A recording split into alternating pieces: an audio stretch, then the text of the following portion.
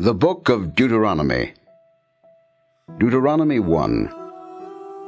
These are the words which Moses spoke to all Israel beyond the Jordan, in the desert, in the Arabah, opposite Suph, between Paran and Tophel, Laban, Hazeroth, and Dizahab. It is a journey of 11 days from Horeb to Kadesh Barnea, by way of the highlands of Seir. In the 40th year, on the first day of the 11th month, Moses spoke to the Israelites all the commands that the Lord had given him in their regard.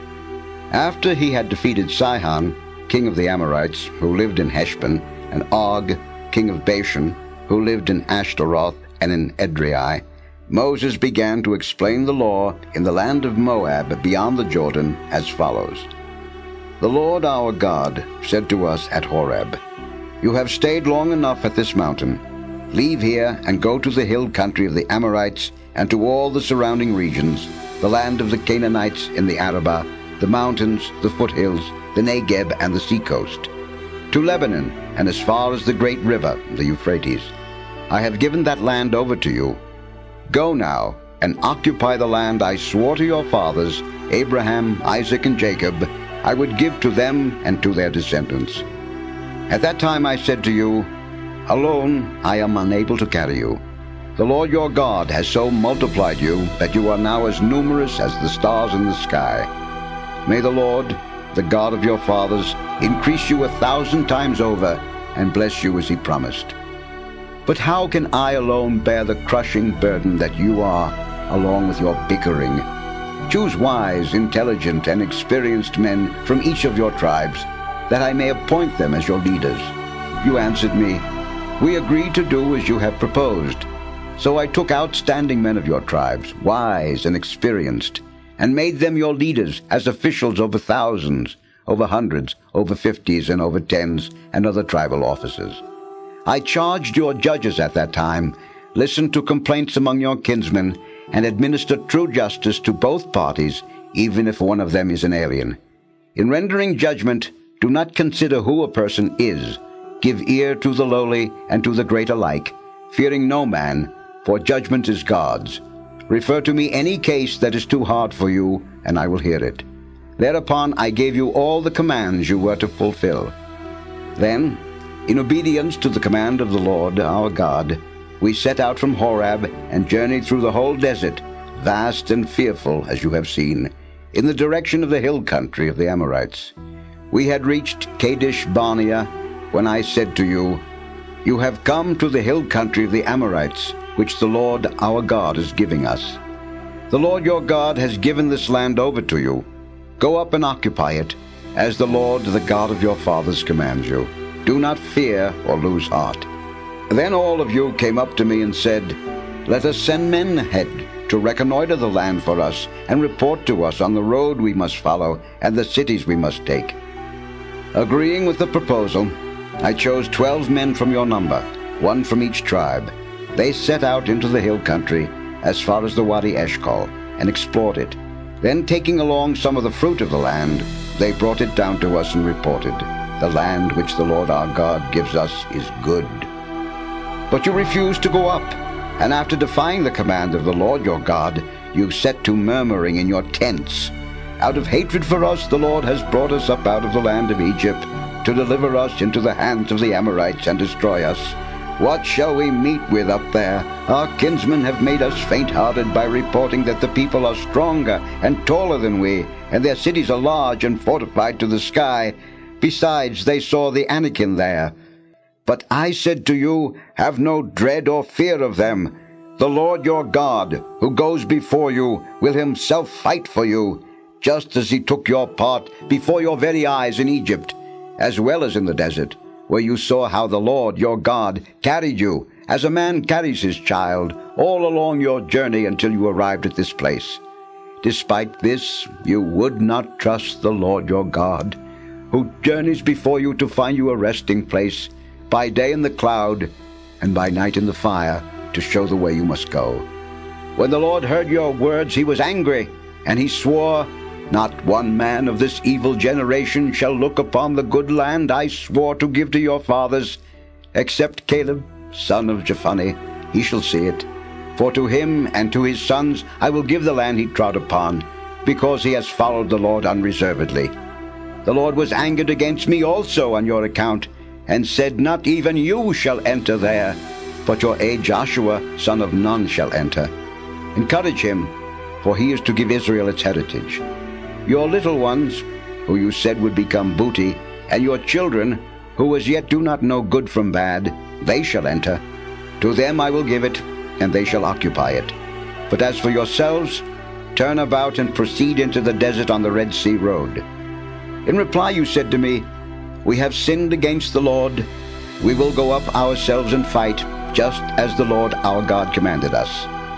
And each of you girded on his weapons, making light of going up into the hill country. But the Lord said to me, Warn them, do not go up and fight, lest you be beaten down before your enemies, for I will not be in your midst. I gave you this warning, but you would not listen. In defiance of the Lord's command, you arrogantly marched off into the hill country. Then the Amorites living there came out against you, and like bees chased you, cutting you down in Seir as far as Hormah. On your return you wept before the Lord, but he did not listen to your cry or give ear to you.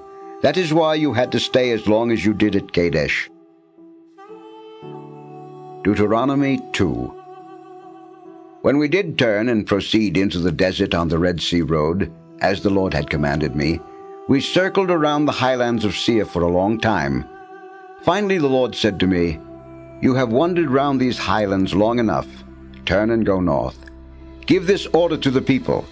You are now about to pass through the territory of your kinsmen, the descendants of Esau, who live in Seir.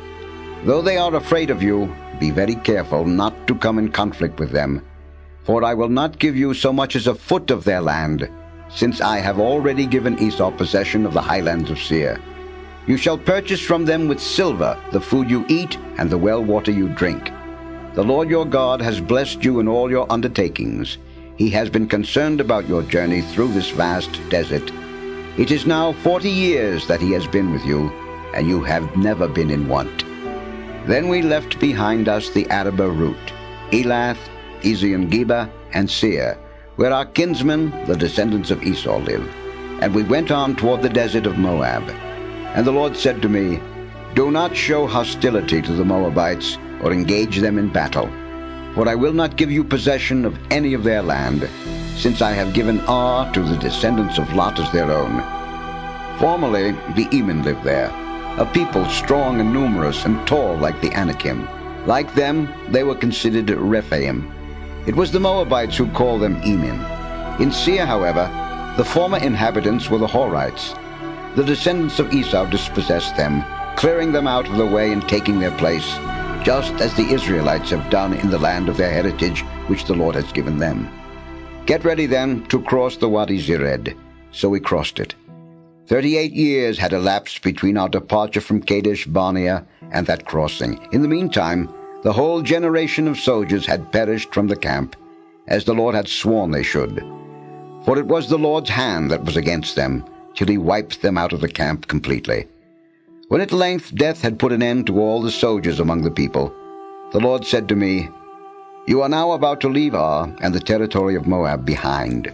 As you come opposite the Ammonites, do not show hostility or come in conflict with them, for I will not give you possession of any land of the Ammonites, since I have given it to the descendants of Lot as their own.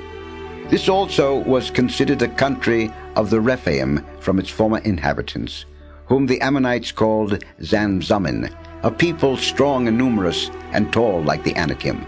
But these too the Lord cleared out of the way for the Ammonites, who ousted them and took their place. He had done the same for the descendants of Esau, who dwell in Seir, by clearing the Horites out of their way, so that the descendants of Esau have taken their place down to the present. So also the Caphtorim, migrating from Caphtor, cleared away the Avim, who once dwelt in villages as far as Gaza, and took their place. Advance now across the Wadi Arnon. I now deliver into your hands Sihon, the Amorite king of Heshbon, and his land. Begin the occupation. Engage him in battle. This day I will begin to put a fear and dread of you into every nation under the heavens, so that at the mention of your name they will quake and tremble before you. So I sent messengers from the desert of Kedemoth to Sihon, king of Heshbon, with this offer of peace. Let me pass through your country by the highway. I will go along it without turning aside to the right or to the left. For the food I eat, which you will supply, and for the water you give me to drink, you shall be paid in silver. Only let me march through, as the descendants of Esau who dwell in Seir, and the Moabites who dwell in Ar have done, until I cross the Jordan into the land which the Lord our God is about to give us. But Sihon, king of Heshbon, refused to let us pass through his land, because the Lord your God made him stubborn in mind and obstinate in heart, that he might deliver him up to you, as indeed he has now done. Then the Lord said to me, Now that I have already begun to hand over to you Sihon and his land, begin the actual occupation. So Sihon and all his people advanced against us to join battle at Jahaz. But since the Lord our God had delivered him to us, we defeated him and his sons and all his people. At that time we seized all his cities and doomed them with their men, women, and children. We left no survivor. Our only booty was the livestock and the loot of the captured cities. From Aroer to the edge of the Wadi Arnon, and from the city of the Wadi itself, as far as Gilead, no city was too well fortified for us, to whom the Lord had delivered them up.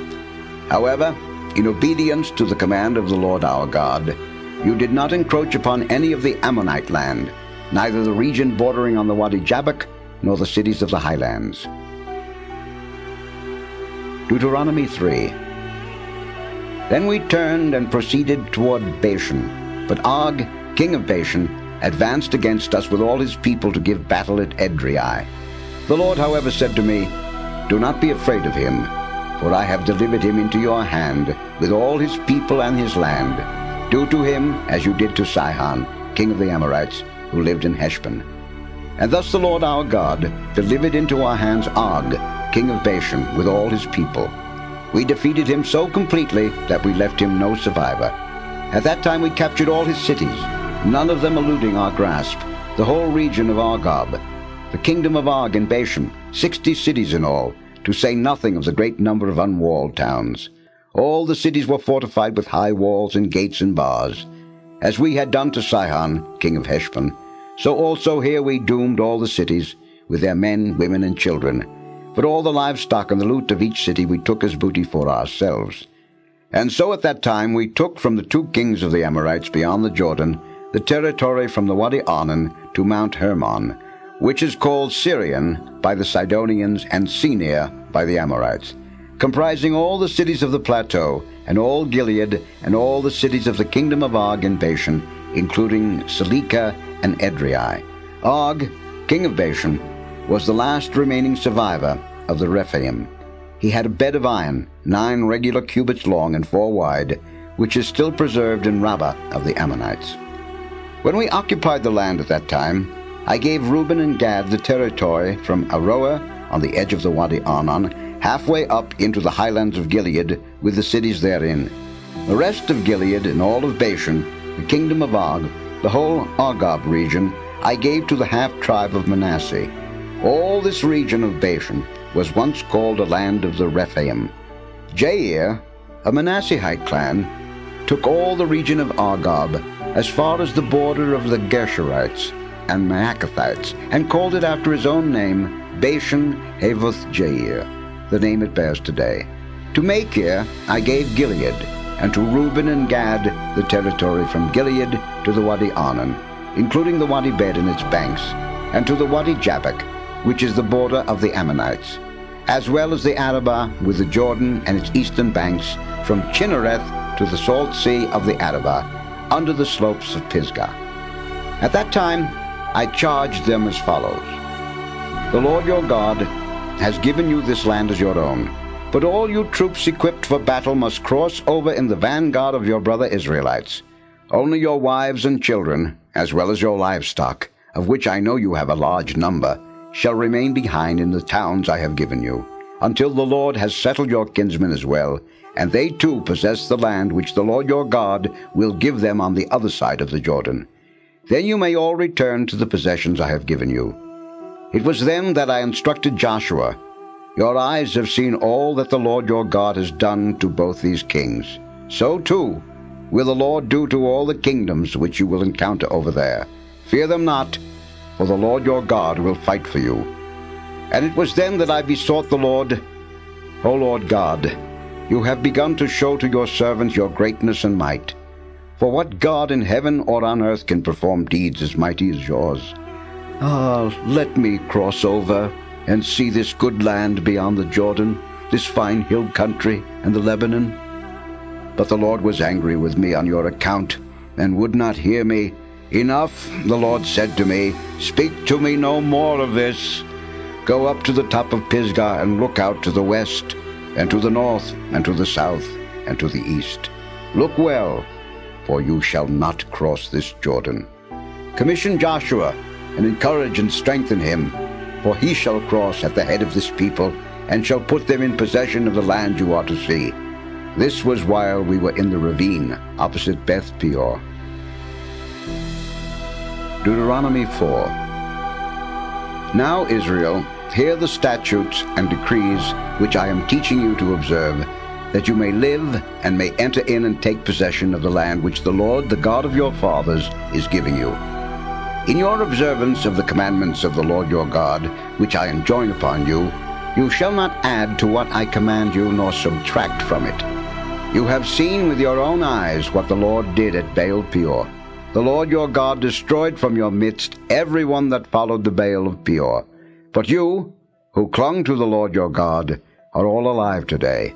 Therefore I teach you the statutes and decrees as the Lord my God has commanded me, that you may observe them in the land you are entering to occupy. Observe them carefully, for thus will you give evidence of your wisdom and intelligence to the nations, who will hear of all these statutes and say, this great nation is truly a wise and intelligent people. For what great nation is there that has God so close to it as the Lord our God is to us whenever we call upon him? Or what great nation has statutes and decrees that are as just as this whole law which I am setting before you today? However, take care and be earnestly on your guard not to forget the things which your own eyes have seen, nor let them slip from your memory as long as you live, but teach them to your children and to your children's children. There was a day on which you stood before the Lord your God at Horeb, and he said to me, assemble the people for me. I will have them hear my words, that they may learn to fear me as long as they live in the land, and may so teach their children. You came near and stood at the foot of the mountain, which blazed to the very sky with fire, and was enveloped in a dense black cloud. Then the Lord spoke to you from the midst of the fire. You heard the sound of the words, but saw no form. There was only a voice. He proclaimed to you his covenant, which he commanded you to keep, the 10 commandments, which he wrote on 2 tablets of stone. The Lord charged me at that time to teach you the statutes and decrees, which you are to observe over in the land you will occupy. You saw no form at all on the day the Lord spoke to you at Horeb from the midst of the fire.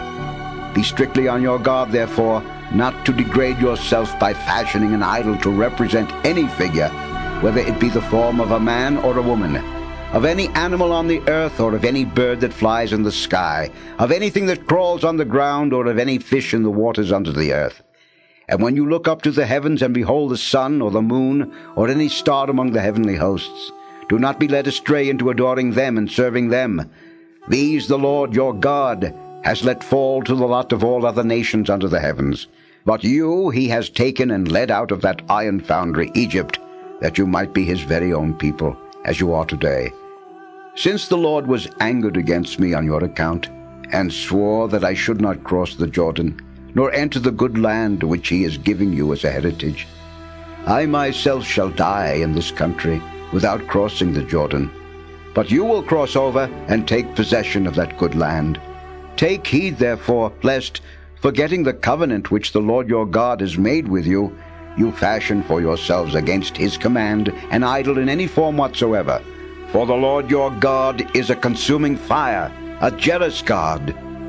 When you have children and grandchildren, and have grown old in the land, should you then degrade yourself by fashioning an idol in any form, and by this evil done in his sight provoke the Lord your God, I call heaven and earth this day to witness against you, that you shall all quickly perish from the land which you will occupy when you cross the Jordan. You shall not live in it for any length of time, but shall be promptly wiped out. The Lord will scatter you among the nations, and there shall remain but a handful of you among the nations to which the Lord will lead you. There you shall serve gods fashioned by the hands of man out of wood and stone, gods which can neither see nor hear, neither eat nor smell. Yet there too you shall seek the Lord your God, and you shall indeed find him when you search after him with your whole heart and your whole soul. In your distress, when all these things shall have come upon you, you shall finally return to the Lord your God and heed his voice. Since the Lord your God is a merciful God, he will not abandon and destroy you, nor forget the covenant which under oath he made with your fathers. Ask now of the days of old, before your time, ever since God created man upon the earth. Ask from one end of the sky to the other. Did anything so great ever happen before? Was it ever heard of? Did a people ever hear the voice of God speaking from the midst of fire, as you did and live? Or did any God venture to go and take a nation for himself from the midst of another nation, by testings, by signs and wonders, by war, with his strong hand and outstretched arm, and by great terrors, all of which the Lord your God did for you in Egypt, before your very eyes?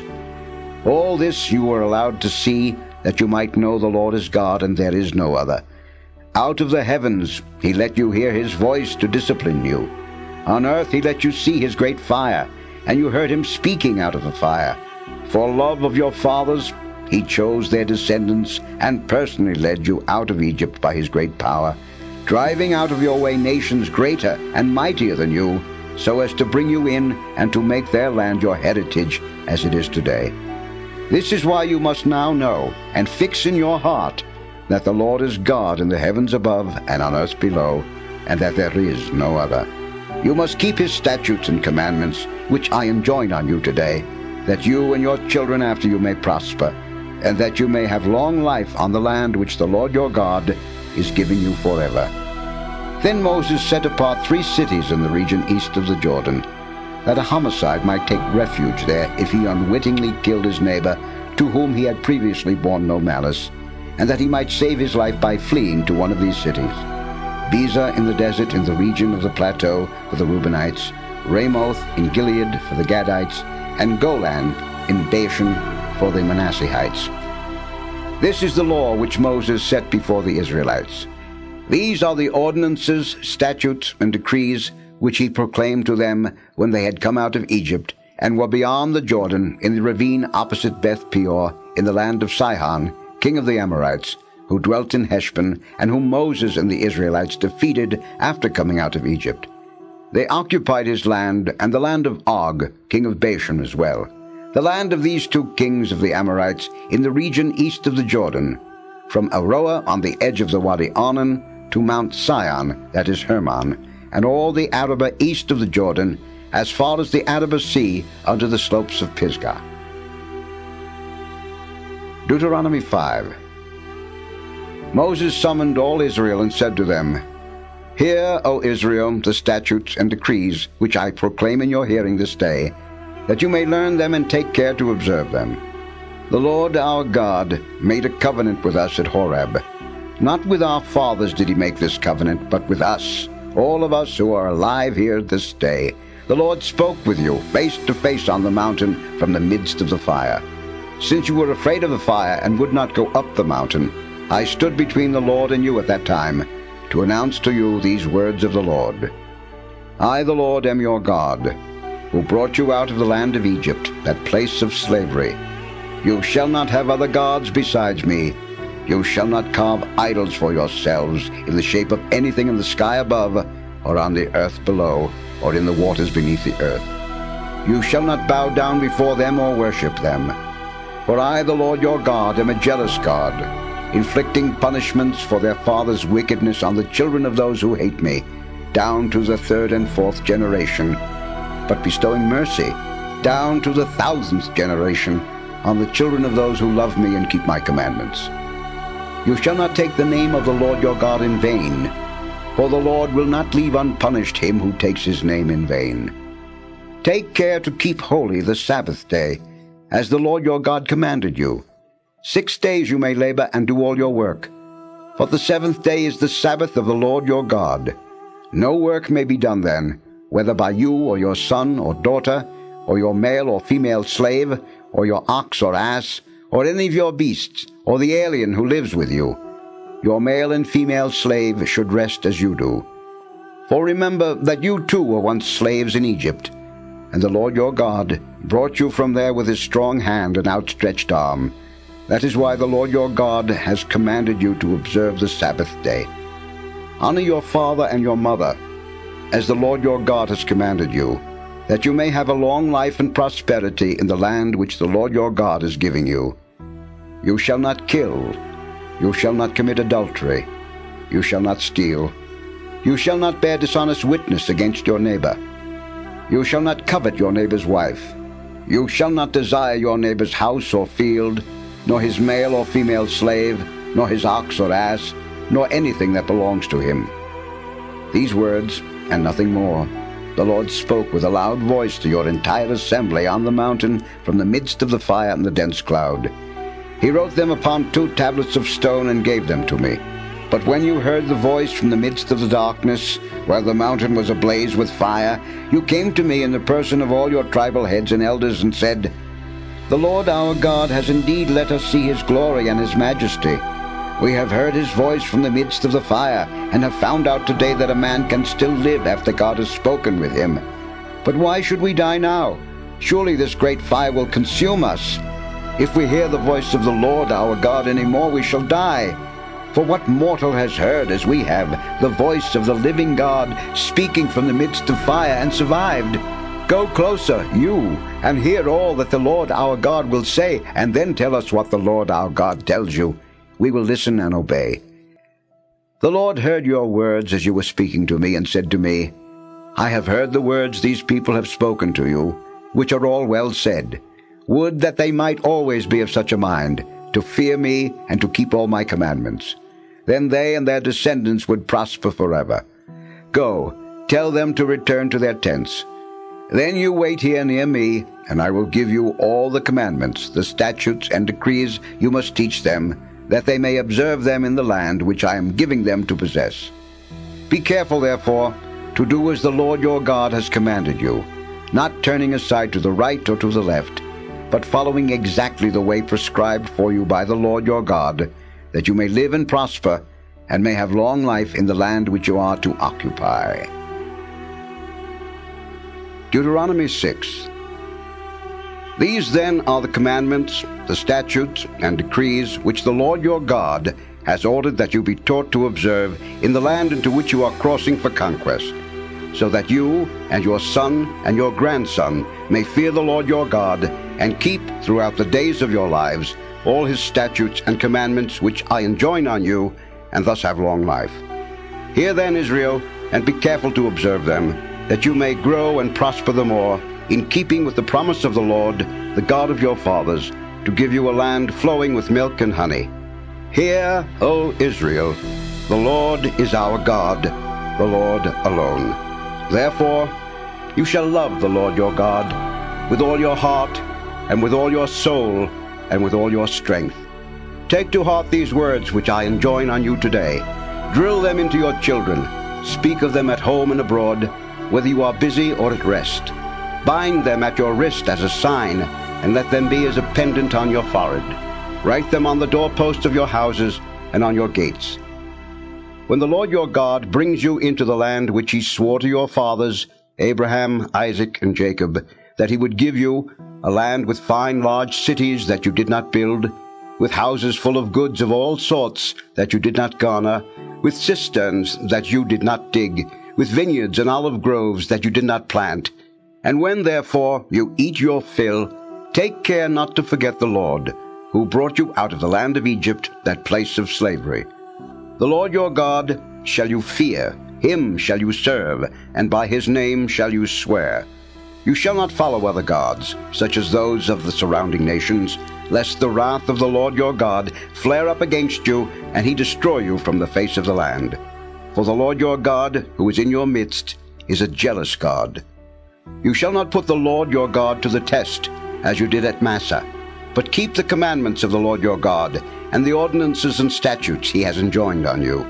Do what is right and good in the sight of the Lord, that you may, according to his word, prosper, and may enter in and possess the good land which the Lord promised on oath to your fathers, thrusting all your enemies out of your way.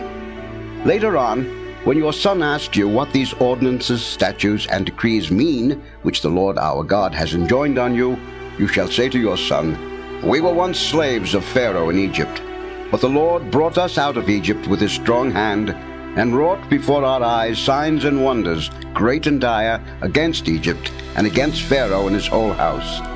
He brought us from there to lead us into the land he promised on oath to our fathers, and to give it to us. Therefore the Lord commanded us to observe all these statutes in fear of the Lord our God, that we may always have as prosperous and happy a life as we have today. And our justice before the Lord our God is to consist in carefully observing all these commandments he has enjoined on us. Deuteronomy 7. When the Lord your God brings you into the land which you are to enter and occupy, and dislodges great nations before you, the Hittites, Girgashites, Amorites, Canaanites, Perizzites, Hivites, and Jebusites, 7 nations more numerous and powerful than you, and when the Lord your God delivers them up to you and you defeat them, you shall doom them. Make no covenant with them and show them no mercy. You shall not intermarry with them, neither giving your daughters to their sons, nor taking their daughters for your sons. For they would turn your sons from following me to serving other gods, and then the wrath of the Lord would flare up against you and quickly destroy you. But this is how you must deal with them. Tear down their altars, smash their sacred pillars, chop down their sacred poles, and destroy their idols by fire. For you are a people sacred to the Lord your God. He has chosen you from all the nations on the face of the earth to be a people peculiarly his own. It was not because you are the largest of all nations that the Lord set his heart on you and chose you, for you are really the smallest of all nations. It was because the Lord loved you, and because of his fidelity to the oath he had sworn to your fathers, that he brought you out with his strong hand from the place of slavery, and ransomed you from the hand of Pharaoh, king of Egypt.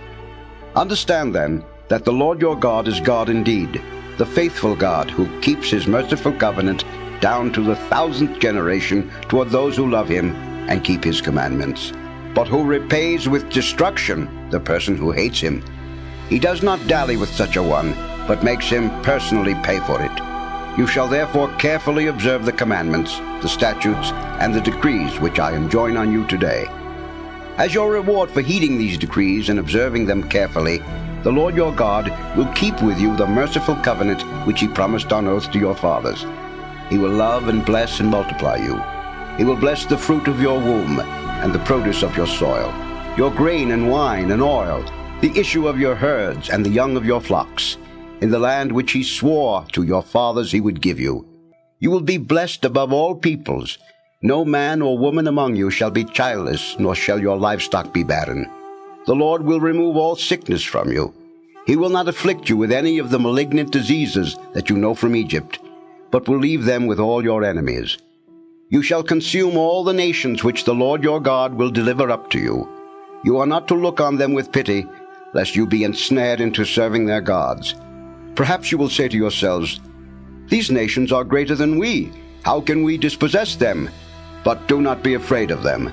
Rather, call to mind what the Lord your God did to Pharaoh and to all Egypt, the great testings which your own eyes have seen, the signs and wonders, his strong hand and outstretched arm with which the Lord your God brought you out. The same also will he do to all the nations of whom you are now afraid. Moreover, the Lord your God will send hornets among them, until the survivors who have hidden from you are destroyed. Therefore, do not be terrified by them, for the Lord your God, who is in your midst, is a great and awesome God. He will dislodge these nations before you little by little. You cannot exterminate them all at once, lest the wild beast become too numerous for you.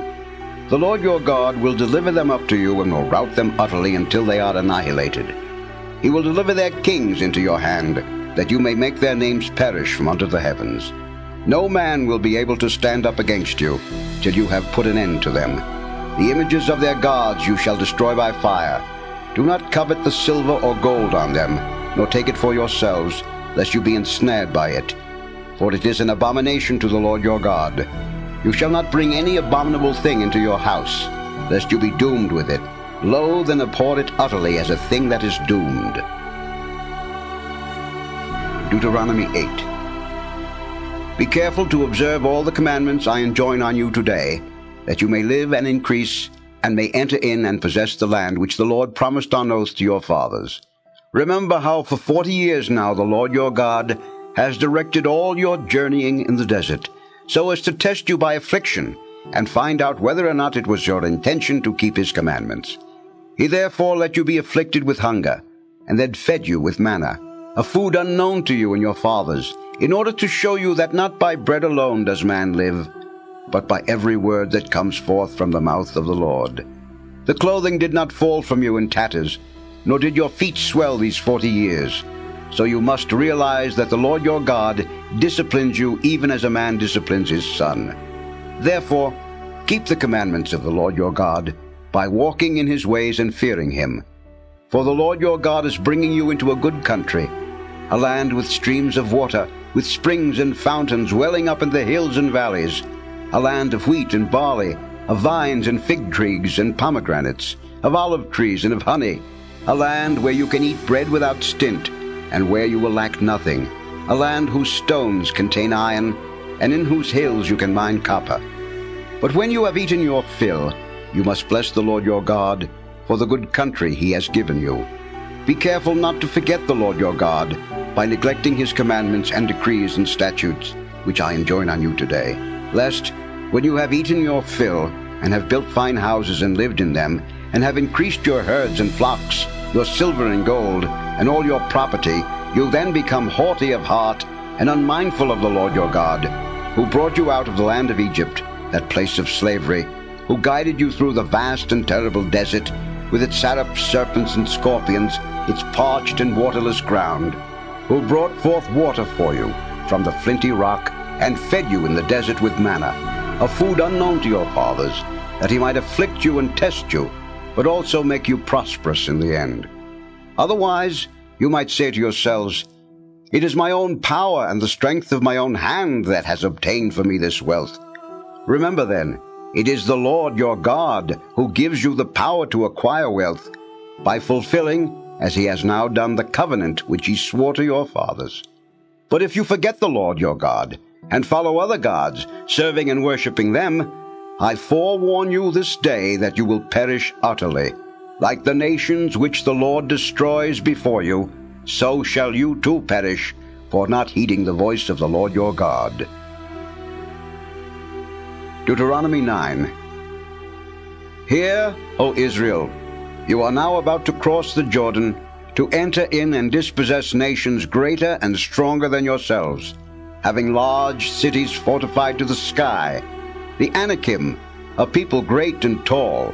You know of them and have heard it said of them, who can stand up against the Anakim? Understand then, today, that it is the Lord your God who will cross over before you as a consuming fire. He it is who will reduce them to nothing and subdue them before you, so that you can drive them out and destroy them quickly, as the Lord promised you. After the Lord your God has thrust them out of your way, do not say to yourselves, it is because of my merits that the Lord has brought me in to possess this land. For it is really because of the wickedness of these nations that the Lord is driving them out before you. No, it is not because of your merits or the integrity of your heart that you are going in to take possession of their land. But the Lord your God is driving these nations out before you on account of their wickedness, and in order to keep the promise which he made on oath to your fathers, Abraham, Isaac, and Jacob. Understand this, therefore. It is not because of your merits that the Lord your God is giving you this good land to possess, for you are a stiff-necked people. Bear in mind, and do not forget how you angered the Lord your God in the desert. From the day you left the land of Egypt until you arrived in this place, you have been rebellious toward the Lord. At Horeb you so provoked the Lord that he was angry enough to destroy you, when I had gone up the mountain to receive the stone tablets of the covenant, which the Lord made with you. Meanwhile I stayed on the mountain 40 days and 40 nights without eating or drinking, till the Lord gave me the 2 tablets of stone inscribed by God's own finger, with a copy of all the words that the Lord spoke to you on the mountain from the midst of the fire on the day of the assembly. Then, at the end of the 40 days and 40 nights, when the Lord had given me the 2 stone tablets of the covenant, he said to me, "Go down from here now quickly, for your people whom you have brought out of Egypt have become depraved. They have already turned aside from the way I pointed out to them, and have made for themselves a molten idol. I have seen now how stiff-necked this people is," the Lord said to me. "Let me be, that I may destroy them and blot out their name from under the heavens. I will then make of you a nation mightier and greater than they." When I had come down again from the blazing fiery mountain, with the 2 tablets of the covenant in both my hands, I saw how you had sinned against the Lord your God. You had already turned aside from the way which the Lord had pointed out to you by making for yourselves a molten calf. Raising the 2 tablets with both hands, I threw them from me and broke them before your eyes. Then, as before, I lay prostrate before the Lord for 40 days and 40 nights without eating or drinking, because of all the sin you had committed in the sight of the Lord, and the evil you had done to provoke him. For I dreaded the fierce anger of the Lord against you. His wrath would destroy you. Yet once again the Lord listened to me. With Aaron too the Lord was deeply angry, and would have killed him had I not prayed for him also at that time. Then taking the calf, the sinful object you had made, and fusing it with fire, I ground it down to powder as fine as dust, which I threw into the wadi that went down the mountainside. At Taberah, at Massa, and at Kibroth-hattaavah likewise, you provoked the Lord to anger. And when he sent you up from Kadesh-barnea to take possession of the land he was giving you, you rebelled against this command of the Lord your God, and would not trust or obey him. Ever since I have known you, you have been rebels against the Lord.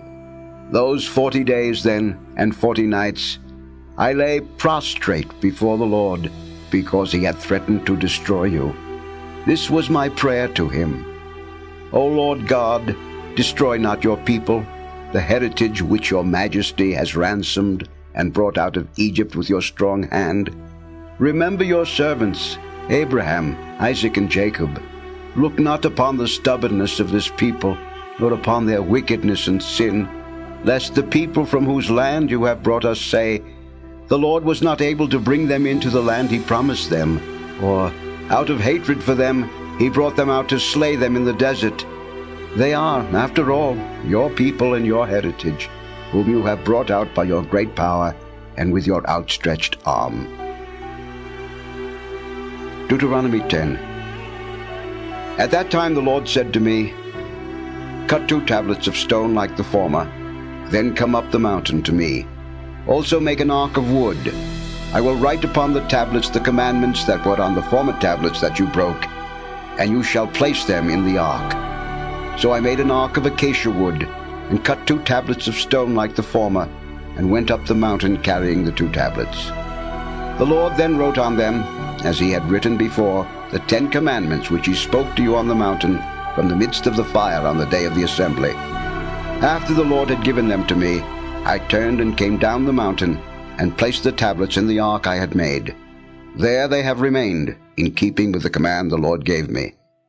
The Israelites set out from Beeroth-bene-jaakan for Moserah, where Aaron died and was buried, his son Eleazar succeeding him in the priestly office. From there they set out for Gudgodah, and from Gudgodah to Jotbathah, a region where there is water in the wadis. At that time the Lord set apart the tribe of Levi to carry the ark of the covenant of the Lord, to be in attendance before the Lord, and minister to him, and to give blessings in his name, as they have done to this day. For this reason, Levi has no share in the heritage with his brothers. The Lord himself is his heritage, as the Lord your God has told him.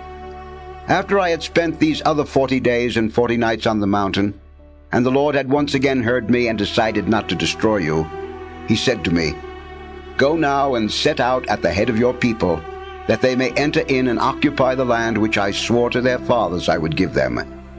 And now, Israel, what does the Lord your God ask of you but to fear the Lord your God, and follow his ways exactly, to love and serve the Lord your God with all your heart and all your soul, to keep the commandments and statutes of the Lord, which I enjoin on you today for your own good.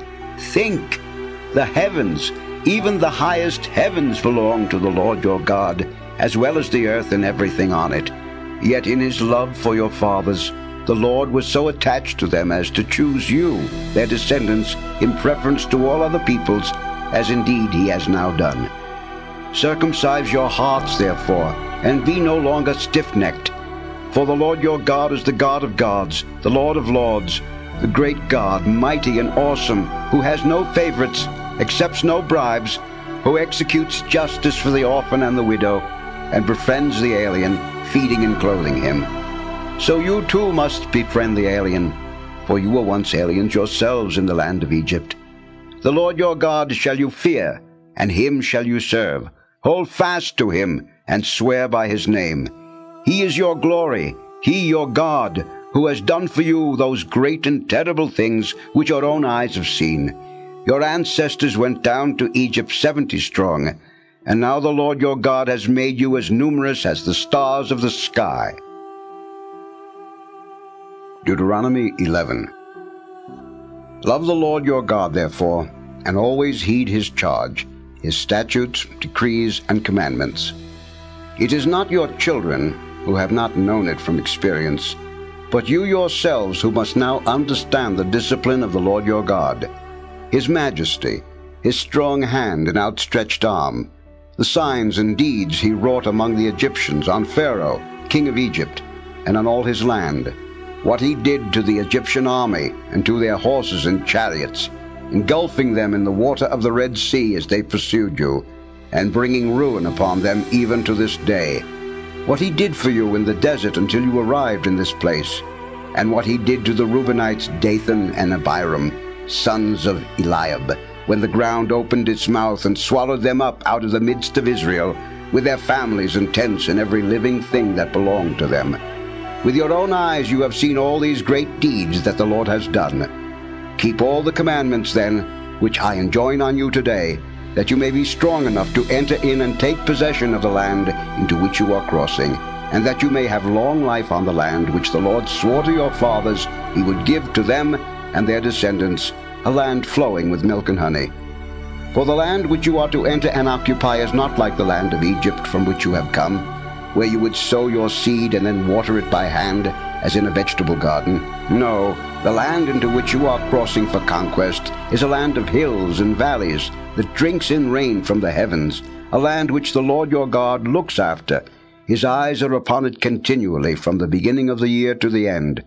If then you truly heed my commandments which I enjoin on you today, loving and serving the Lord your God with all your heart and all your soul, I will give the seasonal rain to your land, the early rain and the late rain, that you may have your grain, wine, and oil to gather in. And I will bring forth grass in your fields for your animals. Thus you may eat your fill. But be careful lest your heart be so lured away that you serve other gods and worship them. For then the wrath of the Lord will flare up against you, and he will close up the heavens, so that no rain will fall, and the soil will not yield its crops, and you will soon perish from the good land he is giving you. Therefore, take these words of mine into your heart and soul, bind them at your wrist as a sign, and let them be a pendant on your forehead. Teach them to your children, speaking of them at home and abroad, whether you are busy or at rest. And write them on the doorposts of your houses and on your gates, so that, as long as the heavens are above the earth, you and your children may live on in the land which the Lord swore to your fathers he would give them.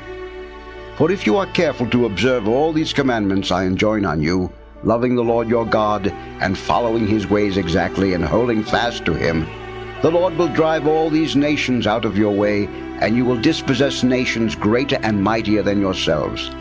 Every place where you set foot shall be yours, from the desert and from Lebanon, from the Euphrates River to the western sea shall be your territory.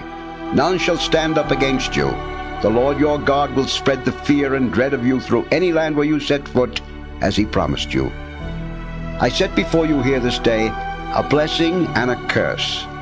A blessing for obeying the commandments of the Lord your God, which I enjoin on you today, A curse if you do not obey the commandments of the Lord your God, but turn aside from the way I ordain for you today, to follow other gods whom you have not known. When the Lord your God brings you into the land which you are to enter and occupy, then you shall pronounce the blessing on Mount Gerizim, the curse on Mount Ebal. Are they not beyond the Jordan, on the other side of the western road, in the country of the Canaanites, who live in the Arabah, opposite the Gilgal, beside the Terebinth of Moreh? For you are about to cross the Jordan, to enter and occupy the land which the Lord your God is giving you. When therefore you take possession of it and settle there, be careful to observe all the statutes and decrees that I set before you today. Deuteronomy 12. These are the statutes and decrees which you must be careful to observe in the land which the Lord, the God of your fathers, has given you to occupy, as long as you live on its soil. Destroy without fail every place on the high mountains, on the hills, and under every leafy tree where the nations you are to dispossess worship their gods. Tear down their altars, smash their sacred pillars, destroy by fire their sacred poles, and shatter the idols of their gods, that you may stamp out the remembrance of them in any such place. That is not how you are to worship the Lord your God. Instead, you shall resort to the place which the Lord your God chooses of all your tribes and designates as his dwelling, and there you shall bring your holocausts and sacrifices, your tithes and personal contributions, your votive and freewill offerings, and the firstlings of your herds and flocks. There too, before the Lord your God, you and your family shall eat and make merry over all your undertakings, because the Lord your God has blessed you. You shall not do as we are now doing. Here, everyone does what seems right to himself, since you have not yet reached your resting place, the heritage which the Lord your God will give you. But after you have crossed the Jordan and dwell in the land which the Lord your God is giving you as a heritage, when he has given you rest from all your enemies round about, and you live there in security, then to the place which the Lord your God chooses as the dwelling place for his name, you shall bring all the offerings I command you, your holocausts and sacrifices, your tithes and personal contributions, and every special offering you have vowed to the Lord. You shall make merry before the Lord your God, with your sons and daughters, your male and female slaves, as well as with the Levite who belongs to your community but has no share of his own in your heritage. Take care not to offer up your holocausts in any place you fancy, but offer them up in the place which the Lord chooses from among your tribes. There you shall make whatever offerings I enjoin upon you. However, in any of your communities you may slaughter and eat to your heart's desire as much meat as the Lord your God has blessed you with. And the unclean as well as the clean may eat it, as they do the gazelle or the deer. Only you shall not partake of the blood, but must pour it out on the ground like water. Moreover, you shall not in your own communities partake of your tithe of grain or wine or oil, of the firstborn of your herd or flock, of any offering you have vowed, of your freewill offerings, or of your personal contributions. These you must eat before the Lord your God, in the place he chooses, along with your son and daughter, your male and female slave, and the Levite who belongs to your community. And there before the Lord you shall make merry over all your undertakings. Take care also that you do not neglect the Levite as long as you live in the land. After the Lord your God has enlarged your territory, as he promised you, when you wish meat for food, you may eat it at will, to your heart's desire. And if the place which the Lord your God chooses for the abode of his name is too far, you may slaughter in the manner I have told you any of your herd or flock that the Lord has given you, and eat it to your heart's desire in your own community. You may eat it as you would the gazelle or the deer, the unclean and the clean eating it alike.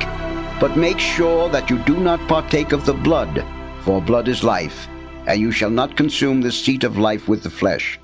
Do not partake of the blood, therefore, but pour it out on the ground like water. Abstain from it, that you and your children after you may prosper for doing what is right in the sight of the Lord. However, any sacred gifts or votive offerings that you may have, you shall bring with you to the place which the Lord chooses, and there you must offer both the flesh and the blood of your holocausts on the altar of the Lord your God. Of your other sacrifices the blood indeed must be poured out against the altar of the Lord your God, but their flesh may be eaten.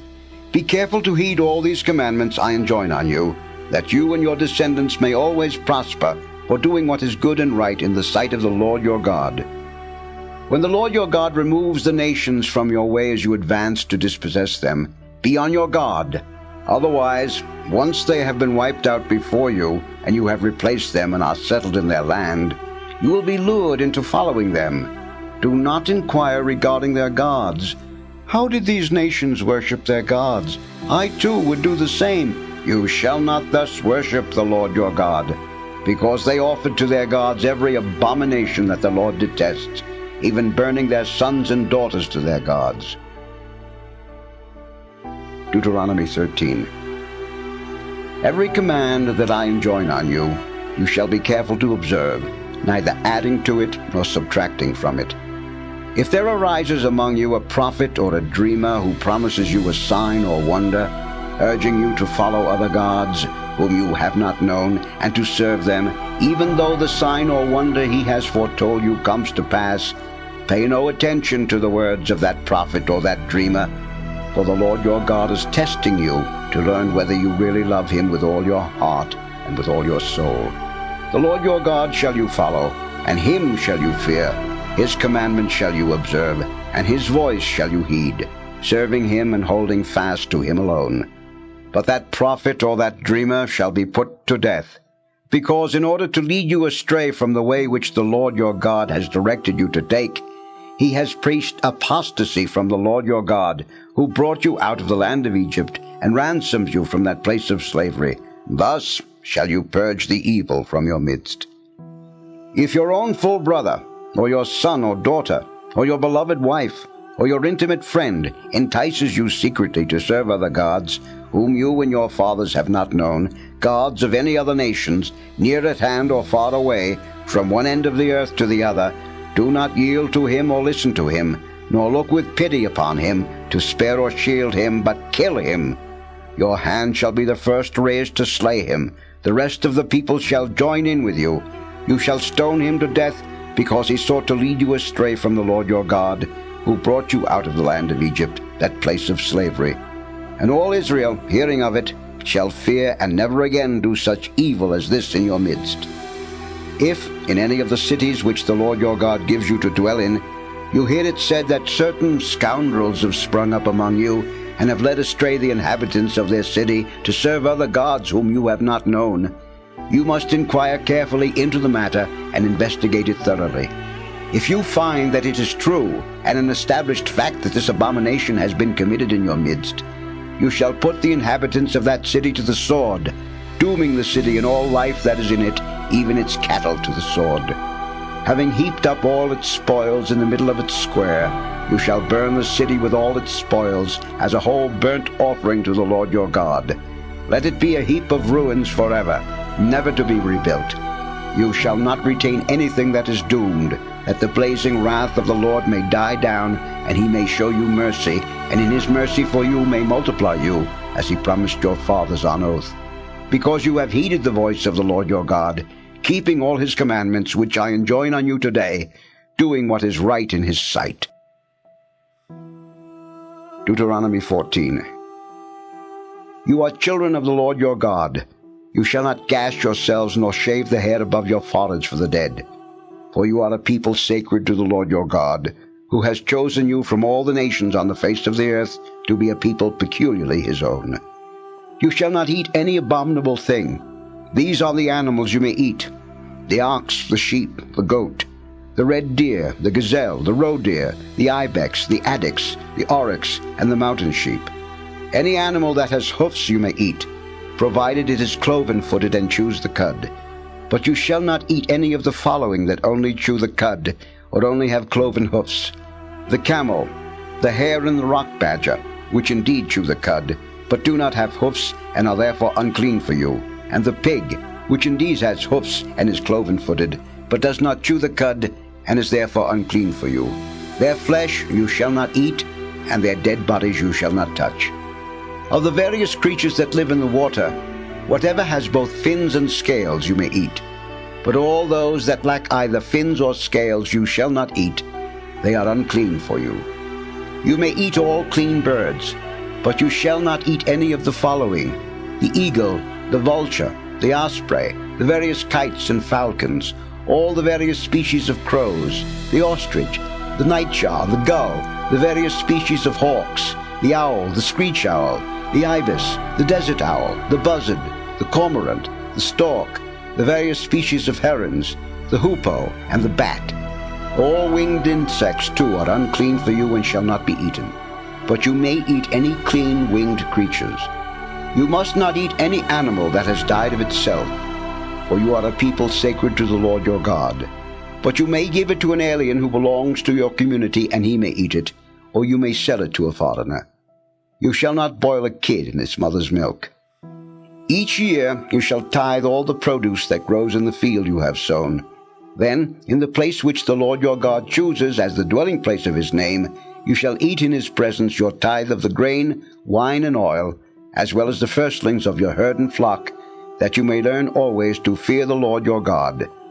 If, however, the journey is too much for you, and you are not able to bring your tithe, because the place which the Lord your God chooses for the abode of his name is too far for you, considering how the Lord has blessed you, you may exchange the tithe for money, and with the purse of money in hand, go to the place which the Lord your God chooses. You may then exchange the money for whatever you desire, oxen or sheep, wine or strong drink, or anything else you would enjoy, and there before the Lord your God you shall partake of it and make merry with your family. But do not neglect the Levite who belongs to your community, for he has no share in the heritage with you. At the end of every 3rd year you shall bring out all the tithes of your produce for that year, and deposit them in community stores, that the Levite who has no share in the heritage with you, and also the alien, the orphan, and the widow who belong to your community, may come and eat their fill, so that the Lord your God may bless you in all that you undertake. Deuteronomy 15. At the end of every 7-year period you shall have a relaxation of debts, which shall be observed as follows. Every creditor shall relax his claim on what he has loaned his neighbor. He must not press his neighbor, his kinsman, because a relaxation in honor of the Lord has been proclaimed. You may press a foreigner, but you shall relax the claim on your kinsman for what is yours. Nay, more, since the Lord your God will bless you abundantly in the land he will give you to occupy as your heritage, there should be no one of you in need. If you but heed the voice of the Lord your God, and carefully observe all these commandments which I enjoin on you today, you will lend to many nations and borrow from none. You will rule over many nations, and none will rule over you, since the Lord your God will bless you as he promised. If one of your kinsmen in any community is in need in the land which the Lord your God is giving you, you shall not harden your heart nor close your hand to him in his need. Instead, you shall open your hand to him and freely lend him enough to meet his need. Be on your guard lest, entertaining the mean thought that the 7th year, the year of relaxation, is near, you grudge help to your needy kinsman and give him nothing. Else he will cry to the Lord against you, and you will be held guilty. When you give to him, give freely and not with ill will, for the Lord your God will bless you for this in all your works and undertakings. The needy will never be lacking in the land. That is why I command you to open your hand to your poor and needy kinsmen in your country. If your kinsman, a Hebrew man or woman, sells himself to you, he is to serve you for 6 years, but in the 7th year you shall dismiss him from your service a free man. When you do so, you shall not send him away empty-handed, but shall weight him down with gifts from your flock and threshing floor and winepress, in proportion to the blessing the Lord your God has bestowed on you. For remember that you too were once slaves in the land of Egypt, and the Lord your God ransomed you. That is why I am giving you this command today. If, however, he tells you that he does not wish to leave you, because he is devoted to you and your household, since he fares well with you, you shall take an awl and thrust it through his ear into the door, and he shall then be your slave forever. Your female slave also you shall treat in the same way. You must not be reluctant to let your slave go free, since the service he has given you for 6 years was worth twice a hired man's salary. Then also the Lord your God will bless you in everything you do. You shall consecrate to the Lord your God all the male firstlings of your herd and of your flock. You shall not work the firstlings of your cattle, nor shear the firstlings of your flock. Year after year you and your family shall eat them before the Lord your God in the place he chooses.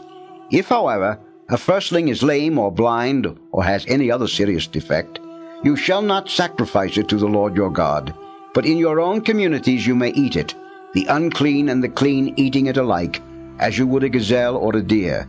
Only you shall not partake of its blood, which must be poured out on the ground like water. Deuteronomy 16. Observe the month of Abib by keeping the Passover of the Lord your God, since it was in the month of Abib that he brought you by night out of Egypt. You shall offer the Passover sacrifice from your flock or your herd to the Lord your God, in the place which he chooses as the dwelling place of his name. You shall not eat leavened bread with it. For 7 days you shall eat with it only unleavened bread, the bread of affliction, that you may remember as long as you live the day of your departure from the land of Egypt. For in frightened haste you left the land of Egypt. Nothing leavened may be found in all your territory for 7 days, and none of the meat which you sacrificed on the evening of the first day shall be kept overnight for the next day. You may not sacrifice the Passover in any of the communities which the Lord your God gives you, only at the place which he chooses as the dwelling place of his name, and in the evening at sunset. On the anniversary of your departure from Egypt shall you sacrifice the Passover. You shall cook and eat it at the place the Lord your God chooses. Then in the morning you may return to your tents. For 6 days you shall eat unleavened bread, and on the 7th there shall be a solemn meeting in honor of the Lord your God. On that day you shall not do any sort of work. You shall count off 7 weeks, computing them from the day when the sickle is first put to the standing grain. You shall then keep the Feast of Weeks in honor of the Lord your God, and the measure of your own freewill offering shall be in proportion to the blessing the Lord your God has bestowed on you. In the place which the Lord your God chooses as the dwelling place of his name, you shall make merry in his presence, together with your son and daughter, your male and female slave, and the Levite who belongs to your community, as well as the alien, the orphan, and the widow among you. Remember that you too were once slaves in Egypt, and carry out these statutes carefully.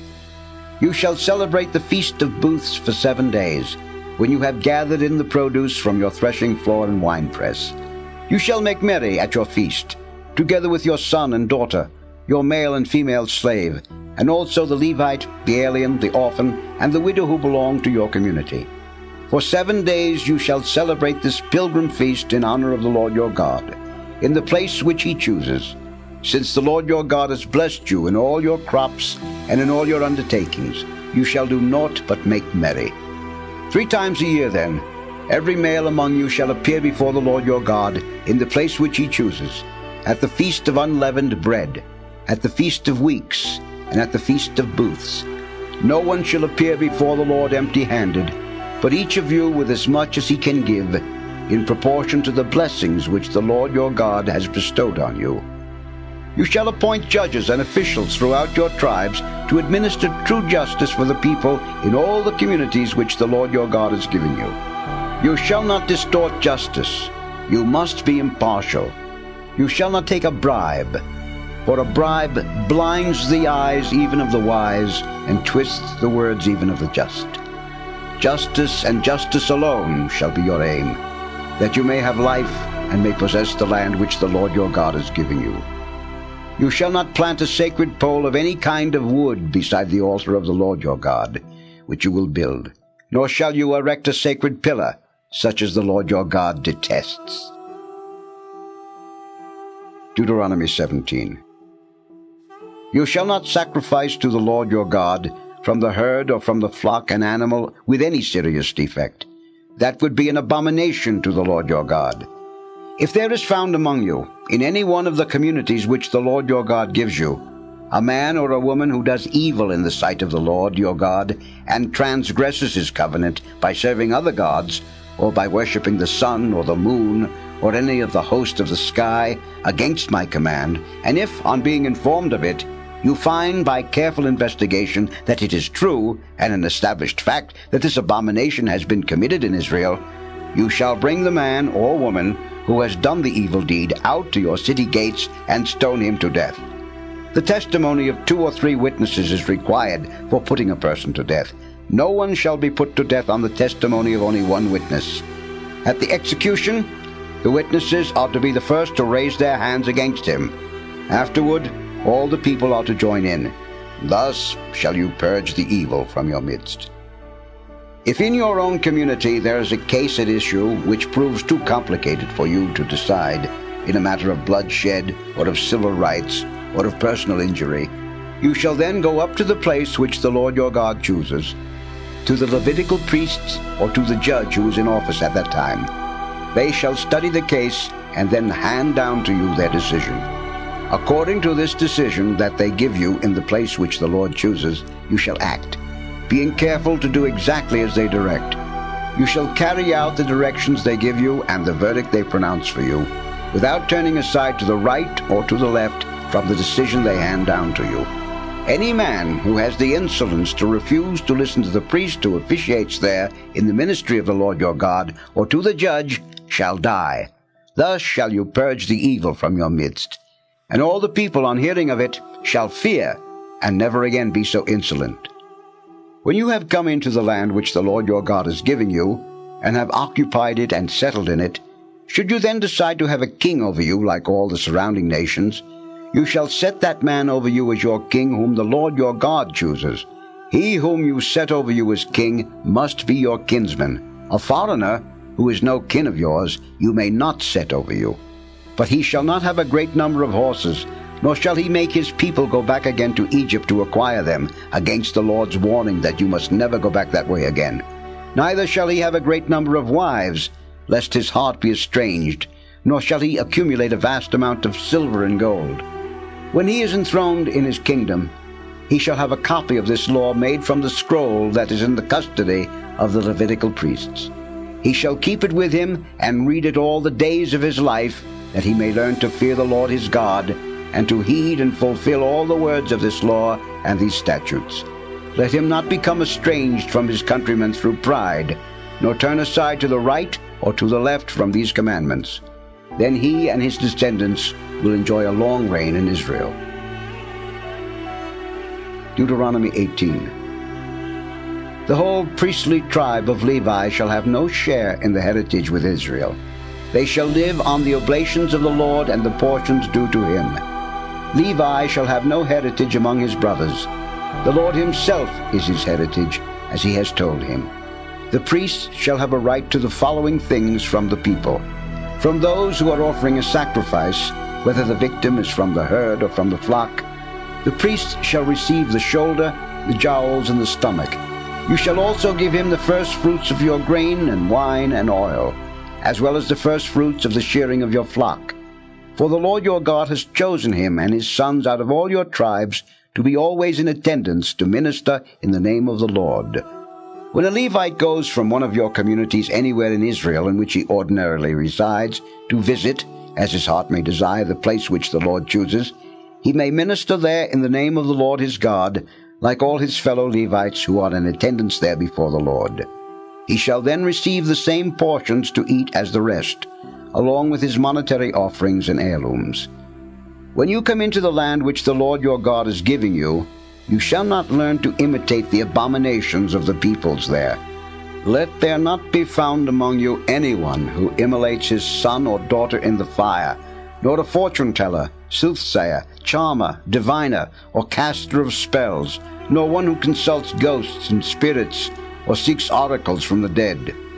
Anyone who does such things is an abomination to the Lord, and because of such abominations the Lord your God is driving these nations out of your way. You, however, must be altogether sincere toward the Lord your God. Though these nations whom you are to dispossess listen to their soothsayers and fortune-tellers, the Lord your God will not permit you to do so. A prophet like me will the Lord your God raise up for you from among your own kinsmen. To him you shall listen. This is exactly what you requested of the Lord your God at Horeb on the day of the assembly, when you said, Let us not again hear the voice of the Lord our God, nor see this great fire any more, lest we die. And the Lord said to me, This was well said. I will raise up for them a prophet like you from among their kinsmen, and will put my words into his mouth. he shall tell them all that I command him. If any man will not listen to my words which he speaks in my name, I myself will make him answer for it.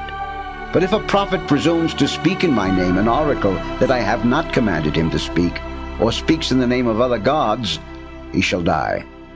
If you say to yourselves, how can we recognize an oracle which the Lord has spoken?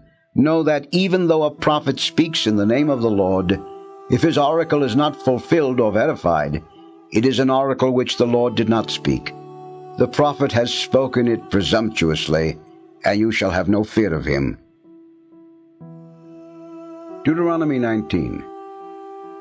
When the Lord your God removes the nations whose land he is giving you, and you have taken their place and are settled in their cities and houses, you shall set apart 3 cities in the land which the Lord your God is giving you to occupy. You shall thereby divide into 3 regions the land which the Lord your God will give you as a heritage, and so arrange the routes that every homicide will be able to find a refuge. It is in the following case that a homicide may take refuge in such a place to save his life. When someone unwittingly kills his neighbor to whom he had previously borne no malice. For example, if he goes with his neighbor to a forest to cut wood, and as he swings his axe to fell a tree, its head flies off the handle and hits his neighbor a mortal blow, he may take refuge in one of these cities to save his life. Should the distance be too great, the avenger of blood may in the heat of his anger pursue the homicide and overtake him and strike him dead, even though he does not merit death, since he had previously borne the slain man no malice. That is why I order you to set apart 3 cities. But if the Lord your God enlarges your territory, as he swore to your fathers, and gives you all the land he promised your fathers he would give in the event that you carefully observe all these commandments which I enjoin on you today, loving the Lord your God, and ever walking in his ways, then add 3 cities to these 3. Thus, in the land which the Lord your God is giving you as a heritage, innocent blood will not be shed, and you will not become guilty of bloodshed. However, if someone lies in wait for his neighbor out of hatred for him, and rising up against him strikes him mortally, and then takes refuge in one of these cities, the elders of his own cities shall send for him and have him taken from there, and shall hand him over to be slain by the avenger of blood. Do not look on him with pity, but purge from Israel the stain of shedding innocent blood, that you may prosper. You shall not move your neighbor's landmarks erected by your forefathers in the heritage you receive in the land which the Lord your God is giving you to occupy. One witness alone shall not take the stand against a man in regard to any crime or any offense of which he may be guilty. A judicial fact shall be established only on the testimony of 2 or 3 witnesses.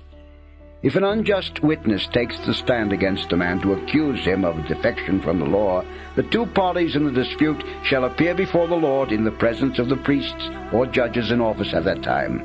And if after a thorough investigation the judges find that the witness is a false witness and has accused his kinsman falsely, you shall do to him as he planned to do to his kinsman. Thus shall you purge the evil from your midst. The rest, on hearing of it, shall fear, and never again do a thing so evil among you. Do not look on such a man with pity. Life for life, eye for eye, tooth for tooth, hand for hand, and foot for foot. Deuteronomy 20.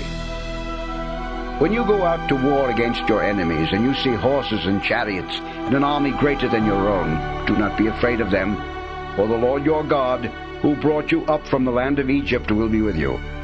When you are about to go into battle, the priest shall come forward and say to the soldiers, Hear, O Israel, today you are going into battle against your enemies.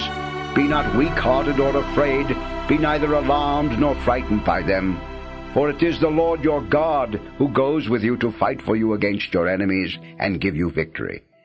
Then the officials shall say to the soldiers, Is there anyone who has built a new house and not yet had the housewarming? Let him return home, lest he die in battle and another dedicate it. Is there anyone who has planted a vineyard and never yet enjoyed its fruits? Let him return home, lest he die in battle and another enjoy its fruits in his stead. Is there anyone who has betrothed a woman and not yet taken her as his wife? let him return home, lest he die in battle, and another take her to wife. In fine, the officials shall say to the soldiers, Is there anyone who is afraid and weak-hearted? Let him return home, lest he make his fellows as faint-hearted as himself. When the officials have finished speaking to the soldiers, military officers shall be appointed over the army. When you march up to attack a city, first offer it terms of peace.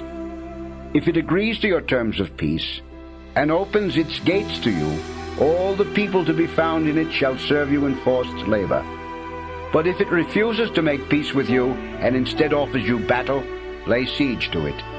And when the Lord your God delivers it into your hand, put every male in it to the sword.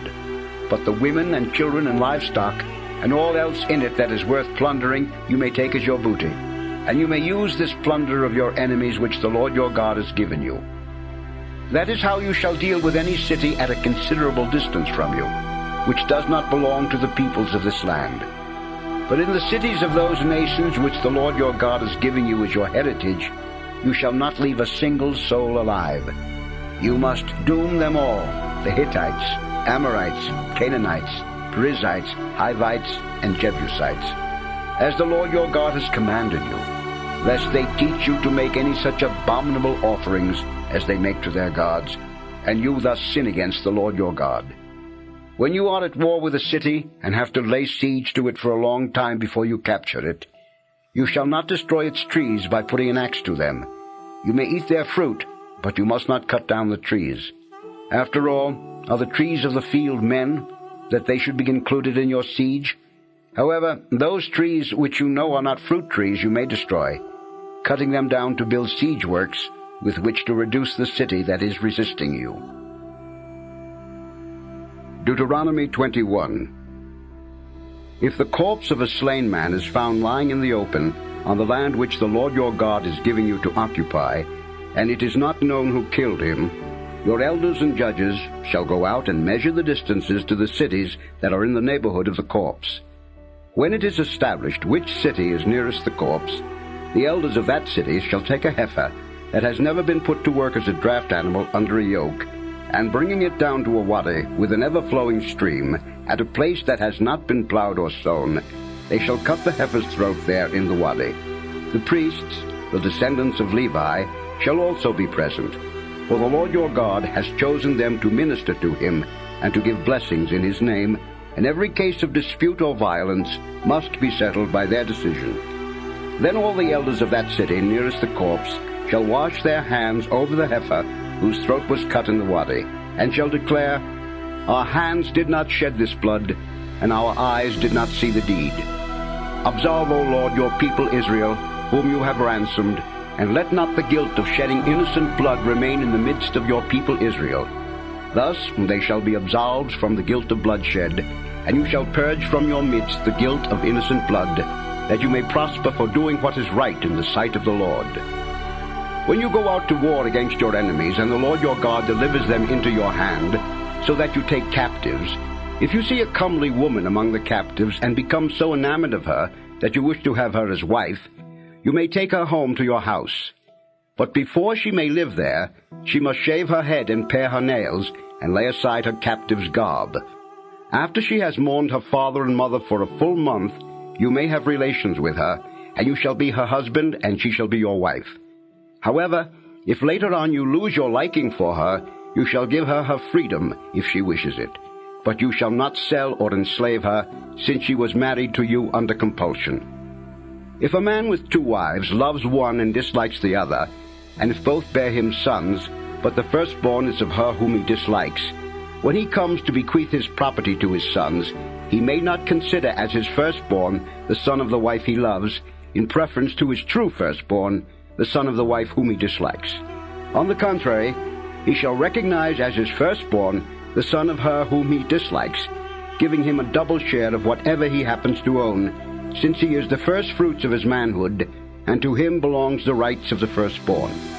If a man has a stubborn and unruly son, who will not listen to his father or mother, and will not obey them even though they chastise him, his father and mother shall have him apprehended and brought out to the elders at the gate of his home city, where they shall say to those city elders, This son of ours is a stubborn and unruly fellow who will not listen to us. He is a glutton and a drunkard. Then all his fellow citizens shall stone him to death. Thus shall you purge the evil from your midst, and all Israel, on hearing of it, shall fear. If a man guilty of a capital offense is put to death and his corpse hung on a tree, it shall not remain on the tree overnight. You shall bury it the same day. Otherwise, since God's curse rests on him who hangs on a tree, you will defile the land which the Lord your God is giving you as an inheritance. Deuteronomy 22. You shall not see your kinsman's ox or sheep driven astray without showing concern about it. See to it that it is returned to your kinsman. If this kinsman does not live near you, or you do not know who he may be, take it to your own place and keep it with you until he claims it. Then give it back to him.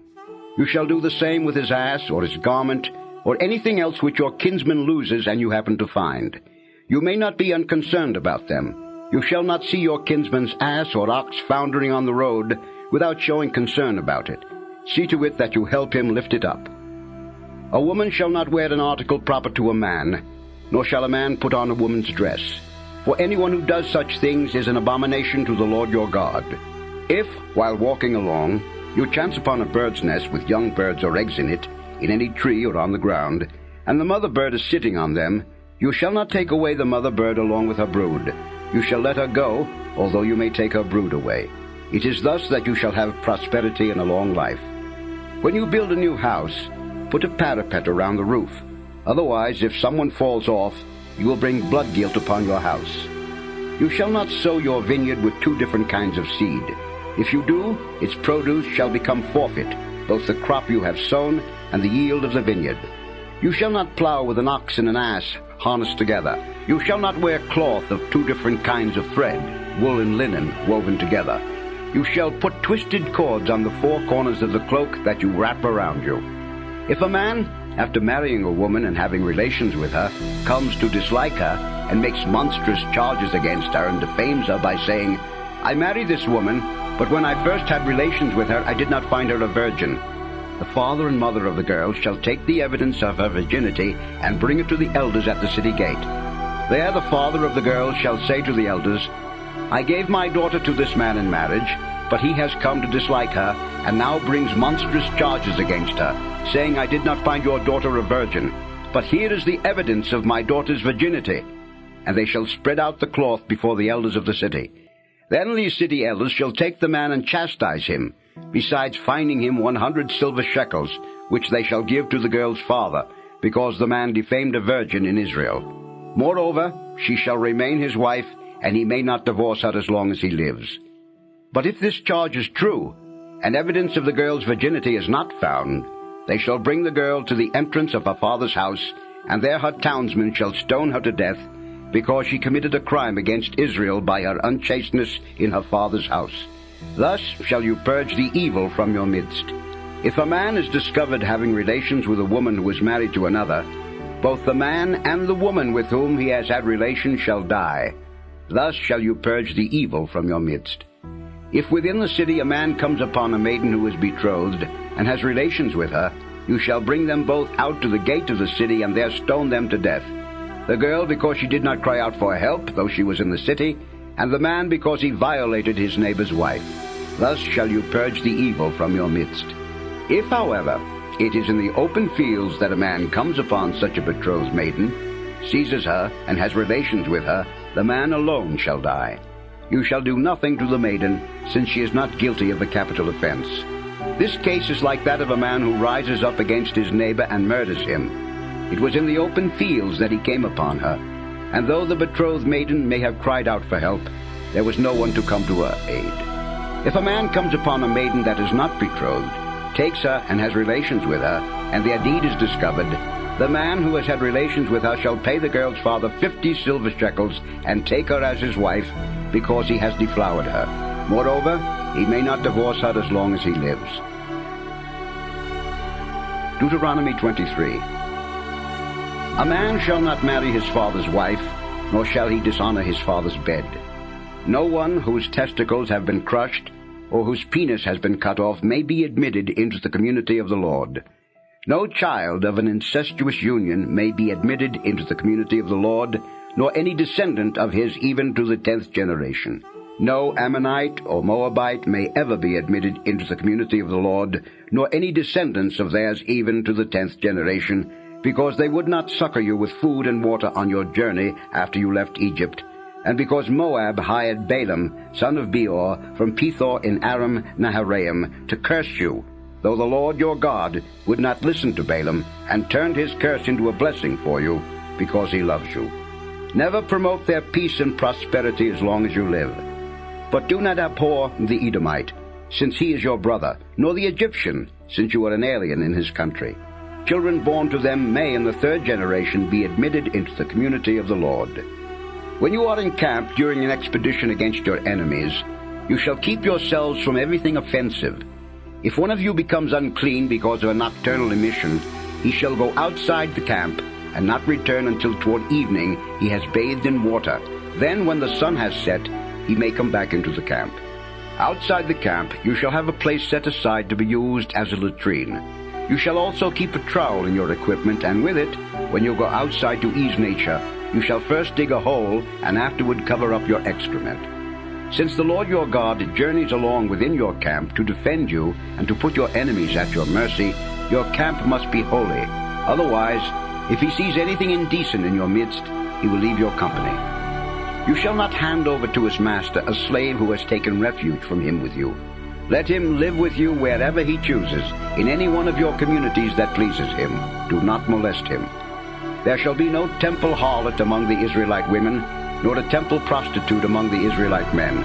You shall not offer a harlot's fee or a dog's price as any kind of votive offering in the house of the Lord your God. Both these things are an abomination to the Lord your God. You shall not demand interest from your countrymen on a loan of money, or of food, or of anything else on which interest is usually demanded. You may demand interest from a foreigner, but not from your countryman, so that the Lord your God may bless you in all your undertakings on the land you are to enter and occupy. When you make a vow to the Lord your God, you shall not delay in fulfilling it. Otherwise you will be held guilty, for the Lord your God is strict in requiring it of you.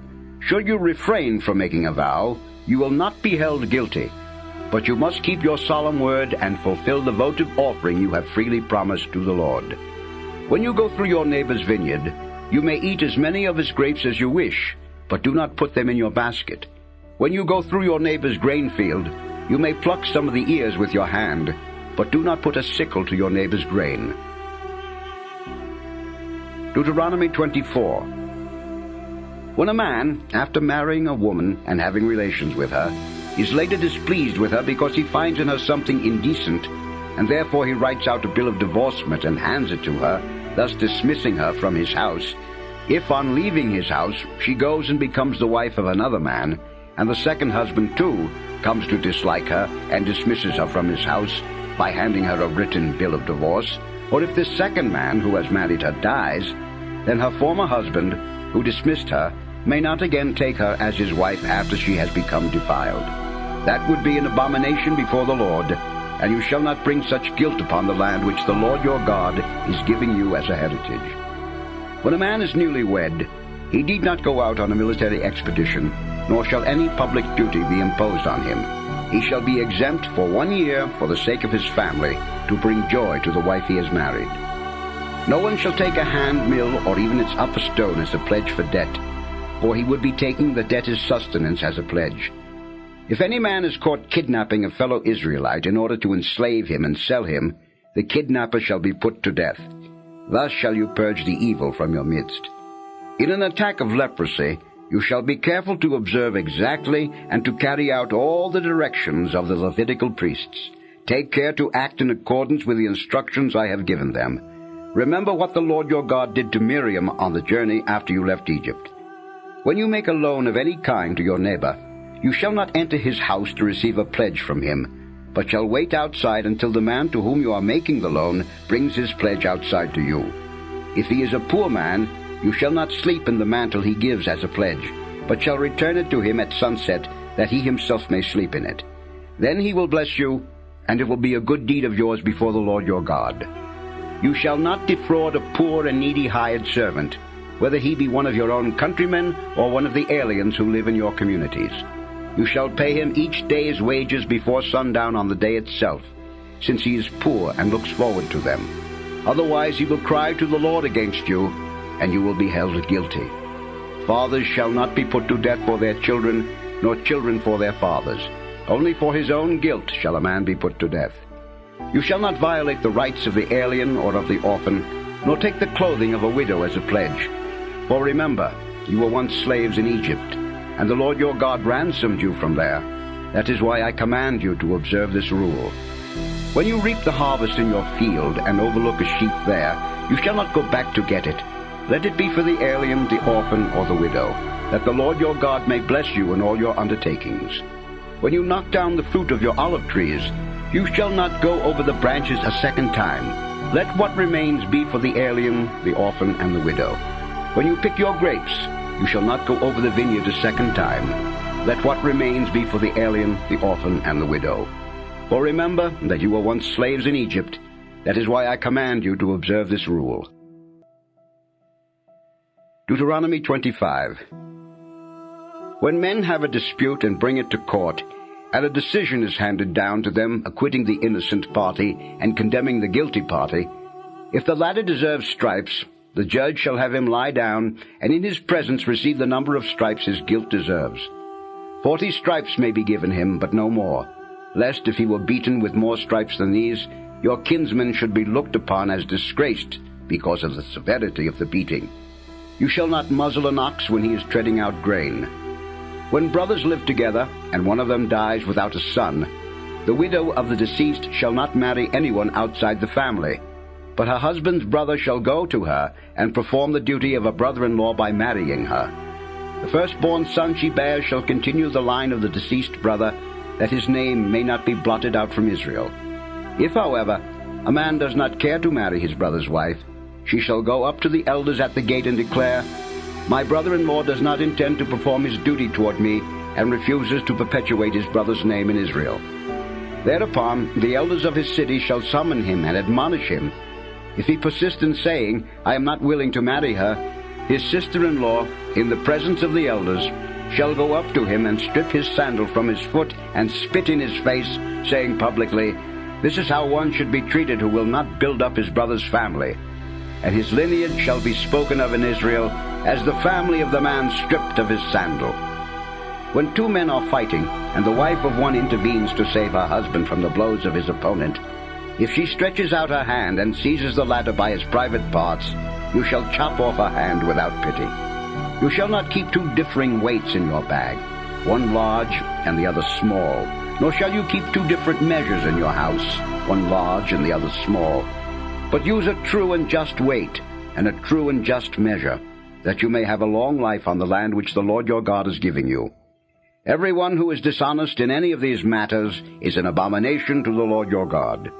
Bear in mind what Amalek did to you on the journey after you left Egypt, how without fear of any god he harassed you along the way, weak and weary as you were, and cut off at the rear all those who lagged behind. Therefore, when the Lord your God gives you rest from all your enemies round about in the land which he is giving you to occupy as your heritage, you shall blot out the memory of Amalek from under the heavens. Do not forget. Deuteronomy 26. When you have come into the land which the Lord your God is giving you as a heritage, and have occupied it and settled in it, you shall take some first fruits of the various products of the soil which you harvest from the land which the Lord your God gives you, and putting them in a basket, you shall go to the place which the Lord your God chooses for the dwelling place of his name. There you shall go to the priest in office at that time and say to him, Today I acknowledge to the Lord my God that I have indeed come into the land which he swore to our fathers he would give us. The priest shall then receive the basket from you, and shall set it in front of the altar of the Lord your God. Then you shall declare before the Lord your God, My father was a wandering Aramean who went down to Egypt with a small household and lived there as an alien. But there he became a nation great, strong, and numerous. When the Egyptians maltreated and oppressed us, imposing hard labor upon us, we cried to the Lord, the God of our fathers, and he heard our cry and saw our affliction, our toil, and our oppression. He brought us out of Egypt with his strong hand and outstretched arm, with terrifying power, with signs and wonders. And bringing us into this country, he gave us this land flowing with milk and honey. Therefore, I have now brought you the first fruits of the products of the soil which you, O Lord, have given me. And having set them before the Lord your God, you shall bow down in his presence. Then you and your family, together with the Levite and the aliens who live among you, shall make merry over all these good things which the Lord your God has given you. When you have finished setting aside all the tithes of your produce in the 3rd year, the year of the tithes, and you have given them to the Levite, the alien, the orphan, and the widow, that they may eat their fill in your own community, you shall declare before the Lord your God, I have purged my house of the sacred portion, and I have given it to the Levite, the alien, the orphan, and the widow, just as you have commanded me. In this I have not broken or forgotten any of your commandments. I have not eaten any of the tithe as a mourner. I have not brought any of it out as one unclean. I have not offered any of it to the dead. I have thus hearkened to the voice of the Lord my God, doing just as you have commanded me. Look down then from heaven, your holy abode, and bless your people Israel, and the soil you have given us in the land flowing with milk and honey, which you promised on oath to our fathers. This day the Lord your God commands you to observe these statutes and decrees. Be careful then to observe them with all your heart and with all your soul. Today you are making this agreement with the Lord. He is to be your God, and you are to walk in his ways, and observe his statutes, commandments, and decrees, and to hearken to his voice. And today the Lord is making this agreement with you. You are to be a people peculiarly his own, as he promised you. And provided you keep all his commandments, he will then raise you high in praise and renown and glory above all other nations he has made, and you will be a people sacred to the Lord your God, as he promised. Deuteronomy 27. Then Moses, with the elders of Israel, gave the people this order. Keep all these commandments which I enjoin on you today. On the day you cross the Jordan into the land which the Lord your God is giving you, set up some large stones and coat them with plaster. Also write on them, at the time you cross, all the words of this law, that you may thus enter into the land flowing with milk and honey, which the Lord your God and the God of your fathers is giving you as he promised you. When, moreover, you have crossed the Jordan, besides setting up on Mount Ebal these stones concerning which I command you today, and coating them with plaster, you shall also build to the Lord your God an altar made of stones that no iron tool has touched. You shall make this altar of the Lord your God with undressed stones, and shall offer on it holocausts to the Lord your God. You shall also sacrifice peace offerings, and eat them there, making merry before the Lord your God. On the stones you shall inscribe all the words of this law very clearly. Moses, with the Levitical priests, then said to all Israel, Be silent, O Israel, and listen. This day you have become the people of the Lord your God. You shall therefore hearken to the voice of the Lord your God, and keep his commandments and statutes, which I enjoin on you today. That same day Moses gave the people this order. When you cross the Jordan, Simeon, Levi, Judah, Issachar, Joseph, and Benjamin shall stand on Mount Gerizim to pronounce blessings over the people, while Reuben, Gad, Asher, Zebulun, Dan, and Naphtali shall stand on Mount Ebal to pronounce curses. The Levites shall proclaim aloud to all the men of Israel, Cursed be the man who makes a carved or molten idol, an abomination to the Lord, the product of a craftsman's hands, and sets it up in secret. And all the people shall answer, Amen. Cursed be he who dishonors his father or his mother. And all the people shall answer, Amen. Cursed be he who moves his neighbor's landmarks. And all the people shall answer, Amen. Cursed be he who misleads a blind man on his way. And all the people shall answer, Amen. Cursed be he who violates the rights of the alien, the orphan, or the widow. And all the people shall answer, Amen. Cursed be he who has relations with his father's wife, or he dishonors his father's bed. And all the people shall answer, Amen. Cursed be he who has relations with any animal. And all the people shall answer, Amen.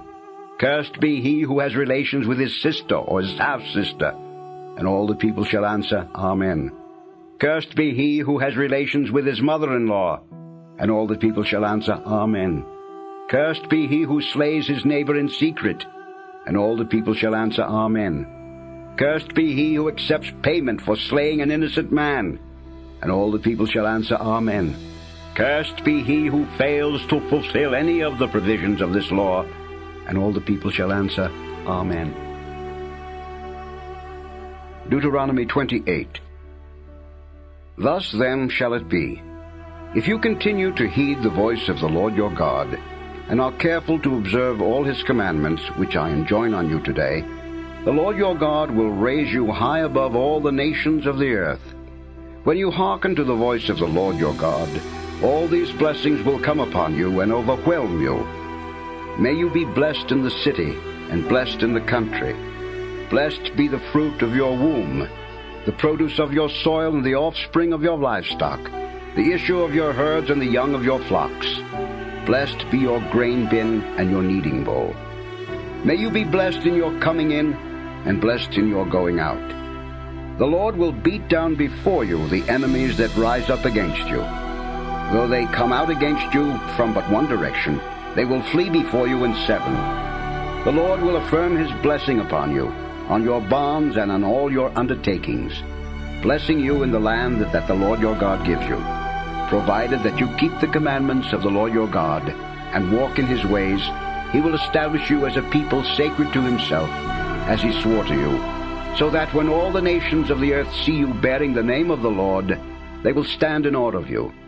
The Lord will increase in more than goodly measure the fruit of your womb, the offspring of your livestock, and the produce of your soil, in the land which he swore to your fathers he would give you. The Lord will open up for you his rich treasure house of the heavens, to give your land rain in due season, blessing all your undertakings, so that you will lend to many nations and borrow from none. The Lord will make you the head, not the tail, and you will always mount higher and not decline, as long as you obey the commandments of the Lord your God, which I order you today to observe carefully, not turning aside to the right or to the left from any of the commandments which I now give you, in order to follow other gods and serve them. But if you do not hearken to the voice of the Lord your God, and are not careful to observe all his commandments which I enjoin on you today, all these curses shall come upon you and overwhelm you. May you be cursed in the city, and cursed in the country. Cursed be your grain bin and your kneading bowl. Cursed be the fruit of your womb, the produce of your soil, and the offspring of your livestock, the issue of your herds and the young of your flocks. May you be cursed in your coming in, and cursed in your going out. The Lord will put a curse on you, defeat and frustration in every enterprise you undertake, until you are speedily destroyed and perish for the evil you have done in forsaking me. The Lord will bring a pestilence upon you that will persist until he has exterminated you from the land you are entering to occupy. The Lord will strike you with wasting and fever, with scorching, fiery drought, with blight and searing wind that will plague you until you perish. The sky over your heads will be like bronze, and the earth under your feet like iron. For rain, the Lord will give your land powdery dust, which will come down upon you from the sky until you are destroyed. The Lord will let you be beaten down before your enemies. Though you advance against them from one direction, you will flee before them in seven, so that you will become a terrifying example to all the kingdoms of the earth. Your carcasses will become food for all the birds of the air and for the beasts of the field, with no one to frighten them off. The Lord will strike you with Egyptian boils and with tumors, eczema, and the itch, until you cannot be cured. And the Lord will strike you with madness, blindness, and panic, so that even at midday you will grope like a blind man in the dark, unable to find your way. You will be oppressed and robbed continually, with no one to come to your aid. Though you betroth a wife, another man will have her. Though you build a house, you will not live in it. Though you plant a vineyard, you will not enjoy its fruits. Your ox will be slaughtered before your eyes, and you will not eat of its flesh. Your ass will be stolen in your presence, but you will not recover it. Your flocks will be given to your enemies, with no one to come to your aid. Your sons and daughters will be given to a foreign nation, while you look on and grieve for them in constant helplessness. A people whom you do not know will consume the fruit of your soil and of all your labor, and you will be oppressed and crushed at all times without surcease, until you are driven mad by what your eyes must look upon. The Lord will strike you with malignant boils of which you cannot be cured, on your knees and legs, and from the soles of your feet to the crown of your head. The Lord will bring you, and your king whom you have set over you, to a nation which you and your fathers have not known. And there you will serve strange gods of wood and stone, and will call forth amazement, reproach, and barbed scorn from all the nations to which the Lord will lead you. Though you spend much seed on your field, you will harvest but little, for the locusts will devour the crop. Though you plant and cultivate vineyards, you will not drink or store up the wine, for the grubs will eat the vines clean. Though you have olive trees throughout your country, you will have no oil for ointment, for your olives will drop off unripe. Though you beget sons and daughters, they will not remain with you, but will go into captivity.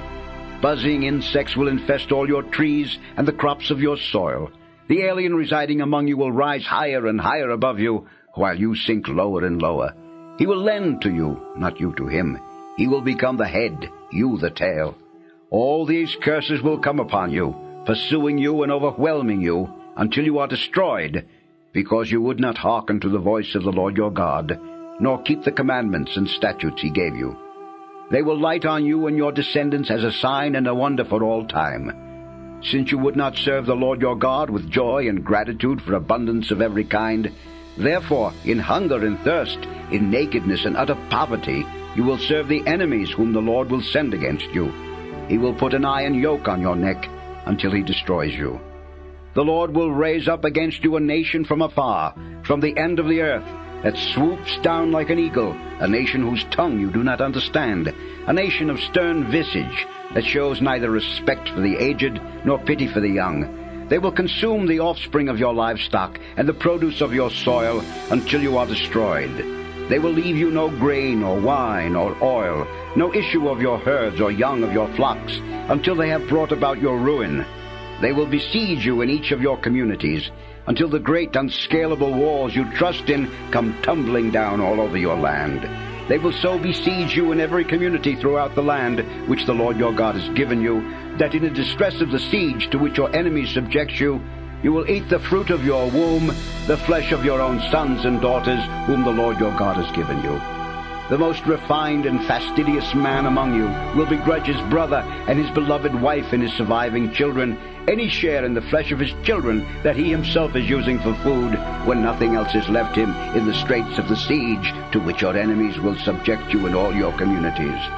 The most refined and delicate woman among you, so delicate and refined that she would not venture to set the sole of her foot on the ground, will begrudge her beloved husband and her son and her daughter the afterbirth that issues from her womb, and the infant she brings forth when she secretly uses them for food, for want of anything else, in the straits of the siege to which your enemies will subject you in your communities. If you are not careful to observe every word of the law which is written in this book, and to revere the glorious and awesome name of the Lord your God, he will smite you and your descendants with severe and constant blows, malignant and lasting maladies. He will again afflict you with all the diseases of Egypt which you dread, and they will persist among you. Should there be any kind of sickness or calamity not mentioned in this book of the law, that too the Lord will bring upon you until you are destroyed. Of you who are numerous as the stars in the sky, only a few will be left, because you would not hearken to the voice of the Lord your God. Just as the Lord once took delight in making you grow and prosper, so will he now take delight in ruining and destroying you, and you will be plucked out of the land you are now entering to occupy. The Lord will scatter you among all the nations from one end of the earth to the other, and there you will serve strange gods of wood and stone, such as you and your fathers have not known. Among these nations you will find no repose, not a foot of ground to stand upon. For there the Lord will give you an anguished heart and wasted eyes and a dismayed spirit. You will live in constant suspense and stand in dread both day and night, never sure of your existence. In the morning you will say, "Would that it were evening," and in the evening you will say, "Would that it were morning," for the dread that your heart must feel and the sight that your eyes must see. The Lord will send you back in galleys to Egypt, to the region I told you that you were never to see again. And there you will offer yourselves for sale to your enemies as male and female slaves, but there will be no buyer. These are the words of the covenant which the Lord ordered Moses to make with the Israelites in the land of Moab, in addition to the covenant which he made with them at Horeb. Deuteronomy 29. Moses summoned all Israel and said to them, You have seen all that the Lord did in the land of Egypt before your very eyes to Pharaoh and all his servants and to all his land. The great testings your own eyes have seen, and those great signs and wonders. But not even at the present day has the Lord yet given you a mind to understand, or eyes to see, or ears to hear. I led you for 40 years in the desert. Your clothes did not fall from you in tatters, nor your sandals from your feet. Bread was not your food, nor wine or beer your drink. Thus you should know that I, the Lord, am your God. When we came to this place, Sihon, king of Heshbon, and Og, king of Bashan, came out to engage us in battle, but we defeated them, and took over their land, which we then gave as a heritage to the Reubenites, Gadites, and half the tribe of Manasseh. Keep the terms of this covenant, therefore, and fulfill them, that you may succeed in whatever you do. You are all now standing before the Lord your God, your chiefs and judges, your elders and officials, and all of the men of Israel, together with your wives and children and the aliens who live in your camp, down to those who hew wood and draw water for you, that you may enter into the covenant of the Lord your God, which he concluded with you today under this sanction of a curse, so that he may now establish you as his people, and he may be your God, as he promised you and as he swore to your fathers Abraham, Isaac, and Jacob. But it is not with you alone that I am making this covenant under the sanction of a curse. It is just as much with those who are not here among us today as it is with those of us who are now here present before the Lord our God. You know in what surroundings we lived in the land of Egypt, and what we passed by in the nations we traversed. And you saw the loathsome idols of wood and stone, of gold and silver, that they possess. Let there be then no man or woman, no clan or tribe among you, who would now turn away their hearts from the Lord our God, to go and serve these pagan gods. Let there be no root that would bear such poison and wormwood among you. If any such person, upon hearing the words of this curse, should beguile himself into thinking that he can safely persist in his stubbornness of heart, as though to sweep away both the watered soil and the parched ground, the Lord will never consent to pardon him. Instead, the Lord's wrath and jealousy will flare up against that man, and every curse mentioned in this book will alight on him. The Lord will blot out his name from under the heavens, and will single him out from all the tribes of Israel for doom, in keeping with all the curses of the covenant inscribed in this book of the law. Future generations, your own descendants who will rise up after you, as well as the foreigners who will come here from far-off lands, when they see the calamities of this land and the ills with which the Lord has smitten it, all its soil being nothing but sulfur and salt, a burnt-out waste, unsown and unfruitful, without a blade of grass, destroyed like Sodom and Gomorrah, Admah and Zeboim, which the Lord overthrew in his furious wrath, they and all the nations will ask, Why has the Lord dealt thus with this land? Why this fierce outburst of wrath? And the answer will be, Because they forsook the covenant which the Lord, the God of their fathers, had made with them when he brought them out of the land of Egypt. And they went and served other gods and adored them, gods whom they did not know, and whom he had not let fall to their lot. That is why the Lord was angry with this land, and brought on it all the imprecations listed in this book. In his furious wrath and tremendous anger, the Lord uprooted them from their soil, and cast them out into a strange land, where they are today. Both what is still hidden, and what has already been revealed, concern us and our descendants forever, that we may carry out all the words of this law. Deuteronomy 30. When all these things which I have set before you, the blessings and the curses, are fulfilled in you, and from among whatever nations the Lord your God may have dispersed you, you ponder them in your heart, then, provided that you and your children return to the Lord your God, and heed his voice with all your heart and all your soul, just as I now command you, the Lord your God will change your lot, and taking pity on you, he will again gather you from all the nations wherein he has scattered you. Though you may have been driven to the farthest corner of the world, even from there will the Lord your God gather you. Even from there will he bring you back. The Lord your God will then bring you into the land which your fathers once occupied, that you too may occupy it, and he will make you more prosperous and numerous than your fathers. The Lord your God will circumcise your hearts and the hearts of your descendants, that you may love the Lord your God with all your heart and all your soul, and so may live. But all those curses the Lord your God will assign to your enemies and the foes who persecuted you. You, however, must again heed the Lord's voice and carry out all his commandments, which I now enjoin on you. Then the Lord your God will increase in more than goodly measure the returns from all your labors, the fruit of your womb, the offspring of your livestock, and the produce of your soil. For the Lord your God will again take delight in your prosperity, even as he took delight in your fathers, if only you heed the voice of the Lord your God, and keep his commandments and statutes that are written in this book of the law, when you return to the Lord your God with all your heart and all your soul. For this command which I enjoin on you today is not too mysterious and remote for you. It is not up in the sky that you should say, "Who will go up in the sky to get it for us and tell us of it, that we may carry it out?" Nor is it across the sea that you should say, "Who will cross the sea to get it for us and tell us of it, that we may carry it out?" No, it is something very near to you, already in your mouths and in your hearts. You have only to carry it out. Here, then, I have today set before you life and prosperity, death and doom.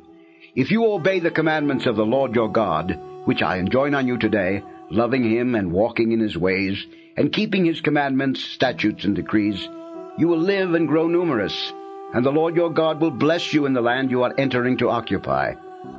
If, however, you turn away your hearts and will not listen, but are led astray and adore and serve other gods, I tell you now that you will certainly perish.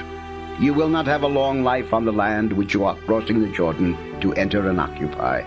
I call heaven and earth today to witness against you. I have set before you life and death, the blessing and the curse. Choose life, then, that you and your descendants may live, by loving the Lord your God, heeding his voice, and holding fast to him. For that will mean life for you, a long life for you to live on the land which the Lord swore he would give to your fathers Abraham, Isaac, and Jacob. Deuteronomy 31. When Moses had finished speaking these words to all Israel, he said to them, I am now 120 years old, and am no longer able to move about freely. Besides, the Lord has told me that I shall not cross this Jordan. It is the Lord your God who will cross before you. He will destroy these nations before you, that you may supplant them. It is Joshua who will cross before you, as the Lord promised. The Lord will deal with them just as he dealt with Sihon and Og, the kings of the Amorite whom he destroyed, and with their country. When therefore the Lord delivers them up to you, you must deal with them exactly as I have ordered you. Be brave and steadfast. Have no fear or dread of them. For it is the Lord your God who marches with you. He will never fail you or forsake you. Then Moses summoned Joshua, and in the presence of all Israel said to him, Be brave and steadfast, for you must bring this people into the land which the Lord swore to their fathers he would give them.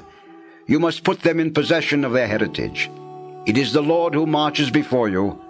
He will be with you and will never fail you or forsake you. So do not fear or be dismayed. When Moses had written down this law, he entrusted it to the Levitical priests who carried the ark of the covenant of the Lord, and to all the elders of Israel, giving them this order. On the Feast of Booths, at the prescribed time in the year of relaxation, which comes at the end of every 7-year period, when all Israel goes to appear before the Lord your God, in the place which he chooses, you shall read this law aloud in the presence of all Israel. Assemble the people, men, women, and children, as well as the aliens who live in your communities, that they may hear it and learn it, and so fear the Lord your God, and carefully observe all the words of this law.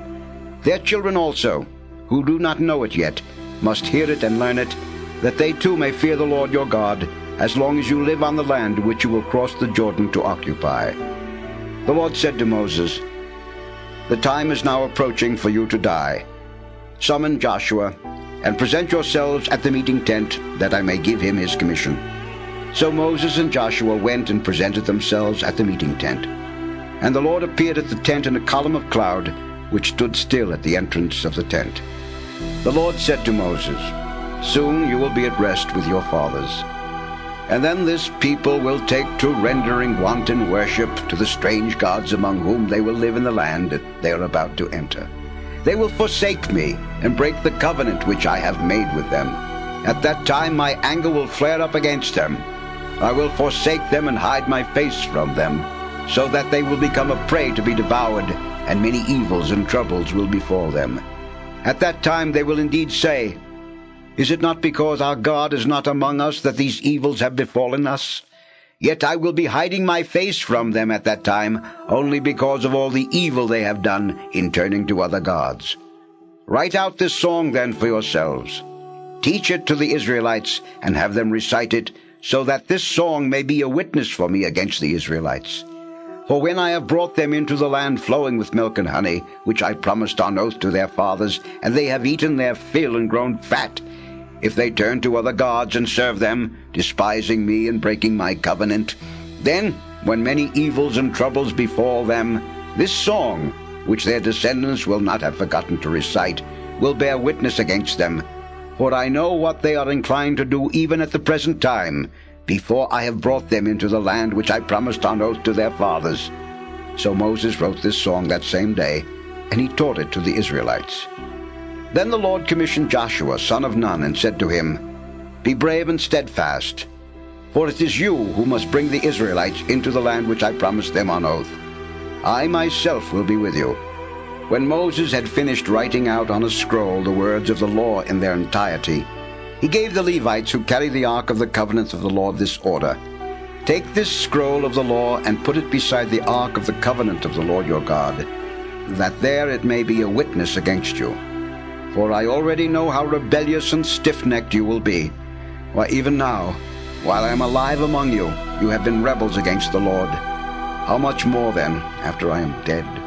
Therefore, assemble all your tribal elders and your officials before me, that I may speak these words for them to hear, and so may call heaven and earth to witness against them.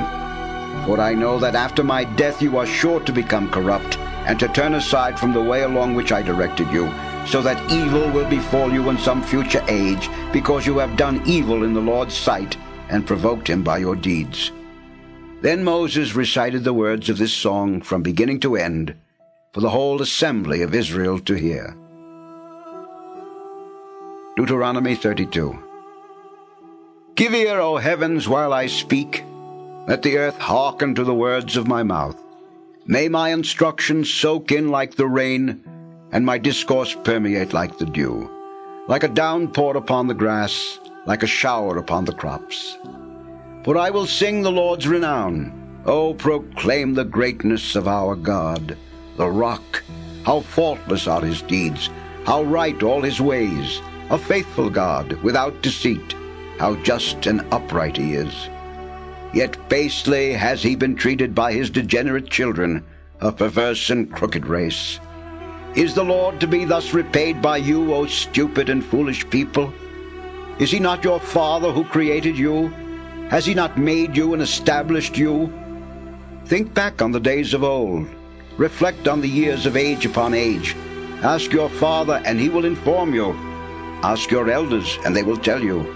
When the Most High assigned the nations their heritage, when he parceled out the descendants of Adam, he set up the boundaries of the peoples after the number of the sons of God. While the Lord's own portion was Jacob, his hereditary share was Israel. He found them in a wilderness, a wasteland of howling desert. He shielded them and cared for them, guarding them as the apple of his eye. As an eagle incites its nestlings forth by hovering over its brood, so he spread his wings to receive them and bore them up on his pinions. The Lord alone was their leader. No strange god was with him. He had them ride triumphant over the summits of the land and live off the products of its fields, giving them honey to suck from its rocks and olive oil from its hard, stony ground, butter from its cows and milk from its sheep, with the fat of its lambs and rams, its Bashan bulls and its goats, with the cream of its finest wheat, and the foaming blood of its grapes you drank. So Jacob ate his fill. The darling grew fat and frisky. You became fat and gross and gorged. They spurned the God who made them, and scorned their saving rock. They provoked him with strange gods and angered him with abominable idols. They offered sacrifice to demons, to no gods, to gods whom they had not known before, to newcomers just arrived, of whom their fathers had never stood in awe. You were unmindful of the rock that begot you. You forgot the God who gave you birth. When the Lord saw this, he was filled with loathing and anger toward his sons and daughters. I will hide my face from them, he said, and see what will then become of them. What a fickle race they are, sons with no loyalty in them. Since they have provoked me with their no God, and angered me with their vain idols, I will provoke them with a no people, with a foolish nation I will anger them. For by my wrath a fire is enkindled that shall rage to the depths of the netherworld, consuming the earth with its shield, and licking with flames the roots of the mountains. I will spend on them woe upon woe, and exhaust all my arrows against them. Emaciating hunger and consuming fever and bitter pestilence, and the teeth of wild beasts I will send among them, with the venom of reptiles gliding in the dust. Snatched away by the sword in the street, and by sheer terror at home, shall be the youth and the maiden alike, the nursing babe as well as the hoary old man. I would have said, I will make an end of them, and blot out their name from men's memories, had I not feared the insolence of their enemies, feared that these foes would mistakenly boast, our own hand won the victory, the Lord had nothing to do with it. For they are a people devoid of reason, having no understanding.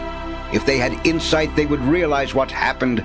They would understand their future and say, how could one man rout 1,000, or 2 men put 10,000 to flight, unless it was because their rock sold them and the Lord delivered them up? Indeed, their rock is not like our rock, and our foes are under condemnation. They are a branch of Sodom's vine stock from the vineyards of Gomorrah. Poisonous are their grapes and bitter their clusters. Their wine is the venom of dragons and the cruel poison of cobras. Is not this preserved in my treasury, sealed up in my storehouse, against the day of vengeance and requital, against the time they lose their footing? Close at hand is the day of their disaster, and their doom is rushing upon them. Surely the Lord shall do justice for his people. On his servants he shall have pity. When he sees their strength failing, and their protected and unprotected alike disappearing, he will say, where are their gods whom they relied on as their rock? Let those who ate the fat of your sacrifices and drank the wine of your libations rise up now and help you. Let them be your protection. Learn then that I alone am God, and there is no God besides me. It is I who bring both death and life, I who inflict wounds and heal them, and from my hand there is no rescue. To the heavens I raise my hand and swear, as surely as I live forever, I will sharpen my flashing sword, and my hand shall lay hold of my quiver. With vengeance I will repay my foes, and requite those who hate me. I will make my arrows drunk with blood, and my sword shall gorge itself with flesh, with the blood of the slain and the captured, flesh from the heads of the enemy leaders. Exalt with him, you heavens, glorify him, all you angels of God, for he avenges the blood of his servants, and purges his people's land. So Moses, together with Joshua son of Nun, went and recited all the words of this song for the people to hear.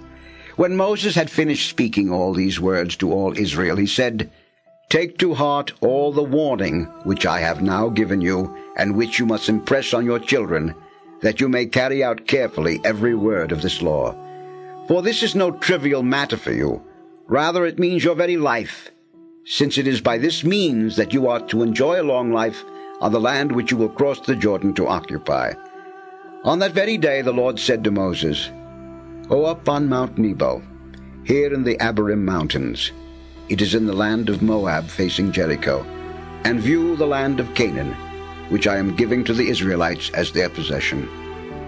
Then you shall die on the mountain you have climbed, and shall be taken to your people, just as your brother Aaron died on Mount Hor, and there was taken to his people, because both of you broke faith with me among the Israelites at the waters of Meribah Kadesh, in the desert of Zin, by failing to manifest my sanctity among the Israelites.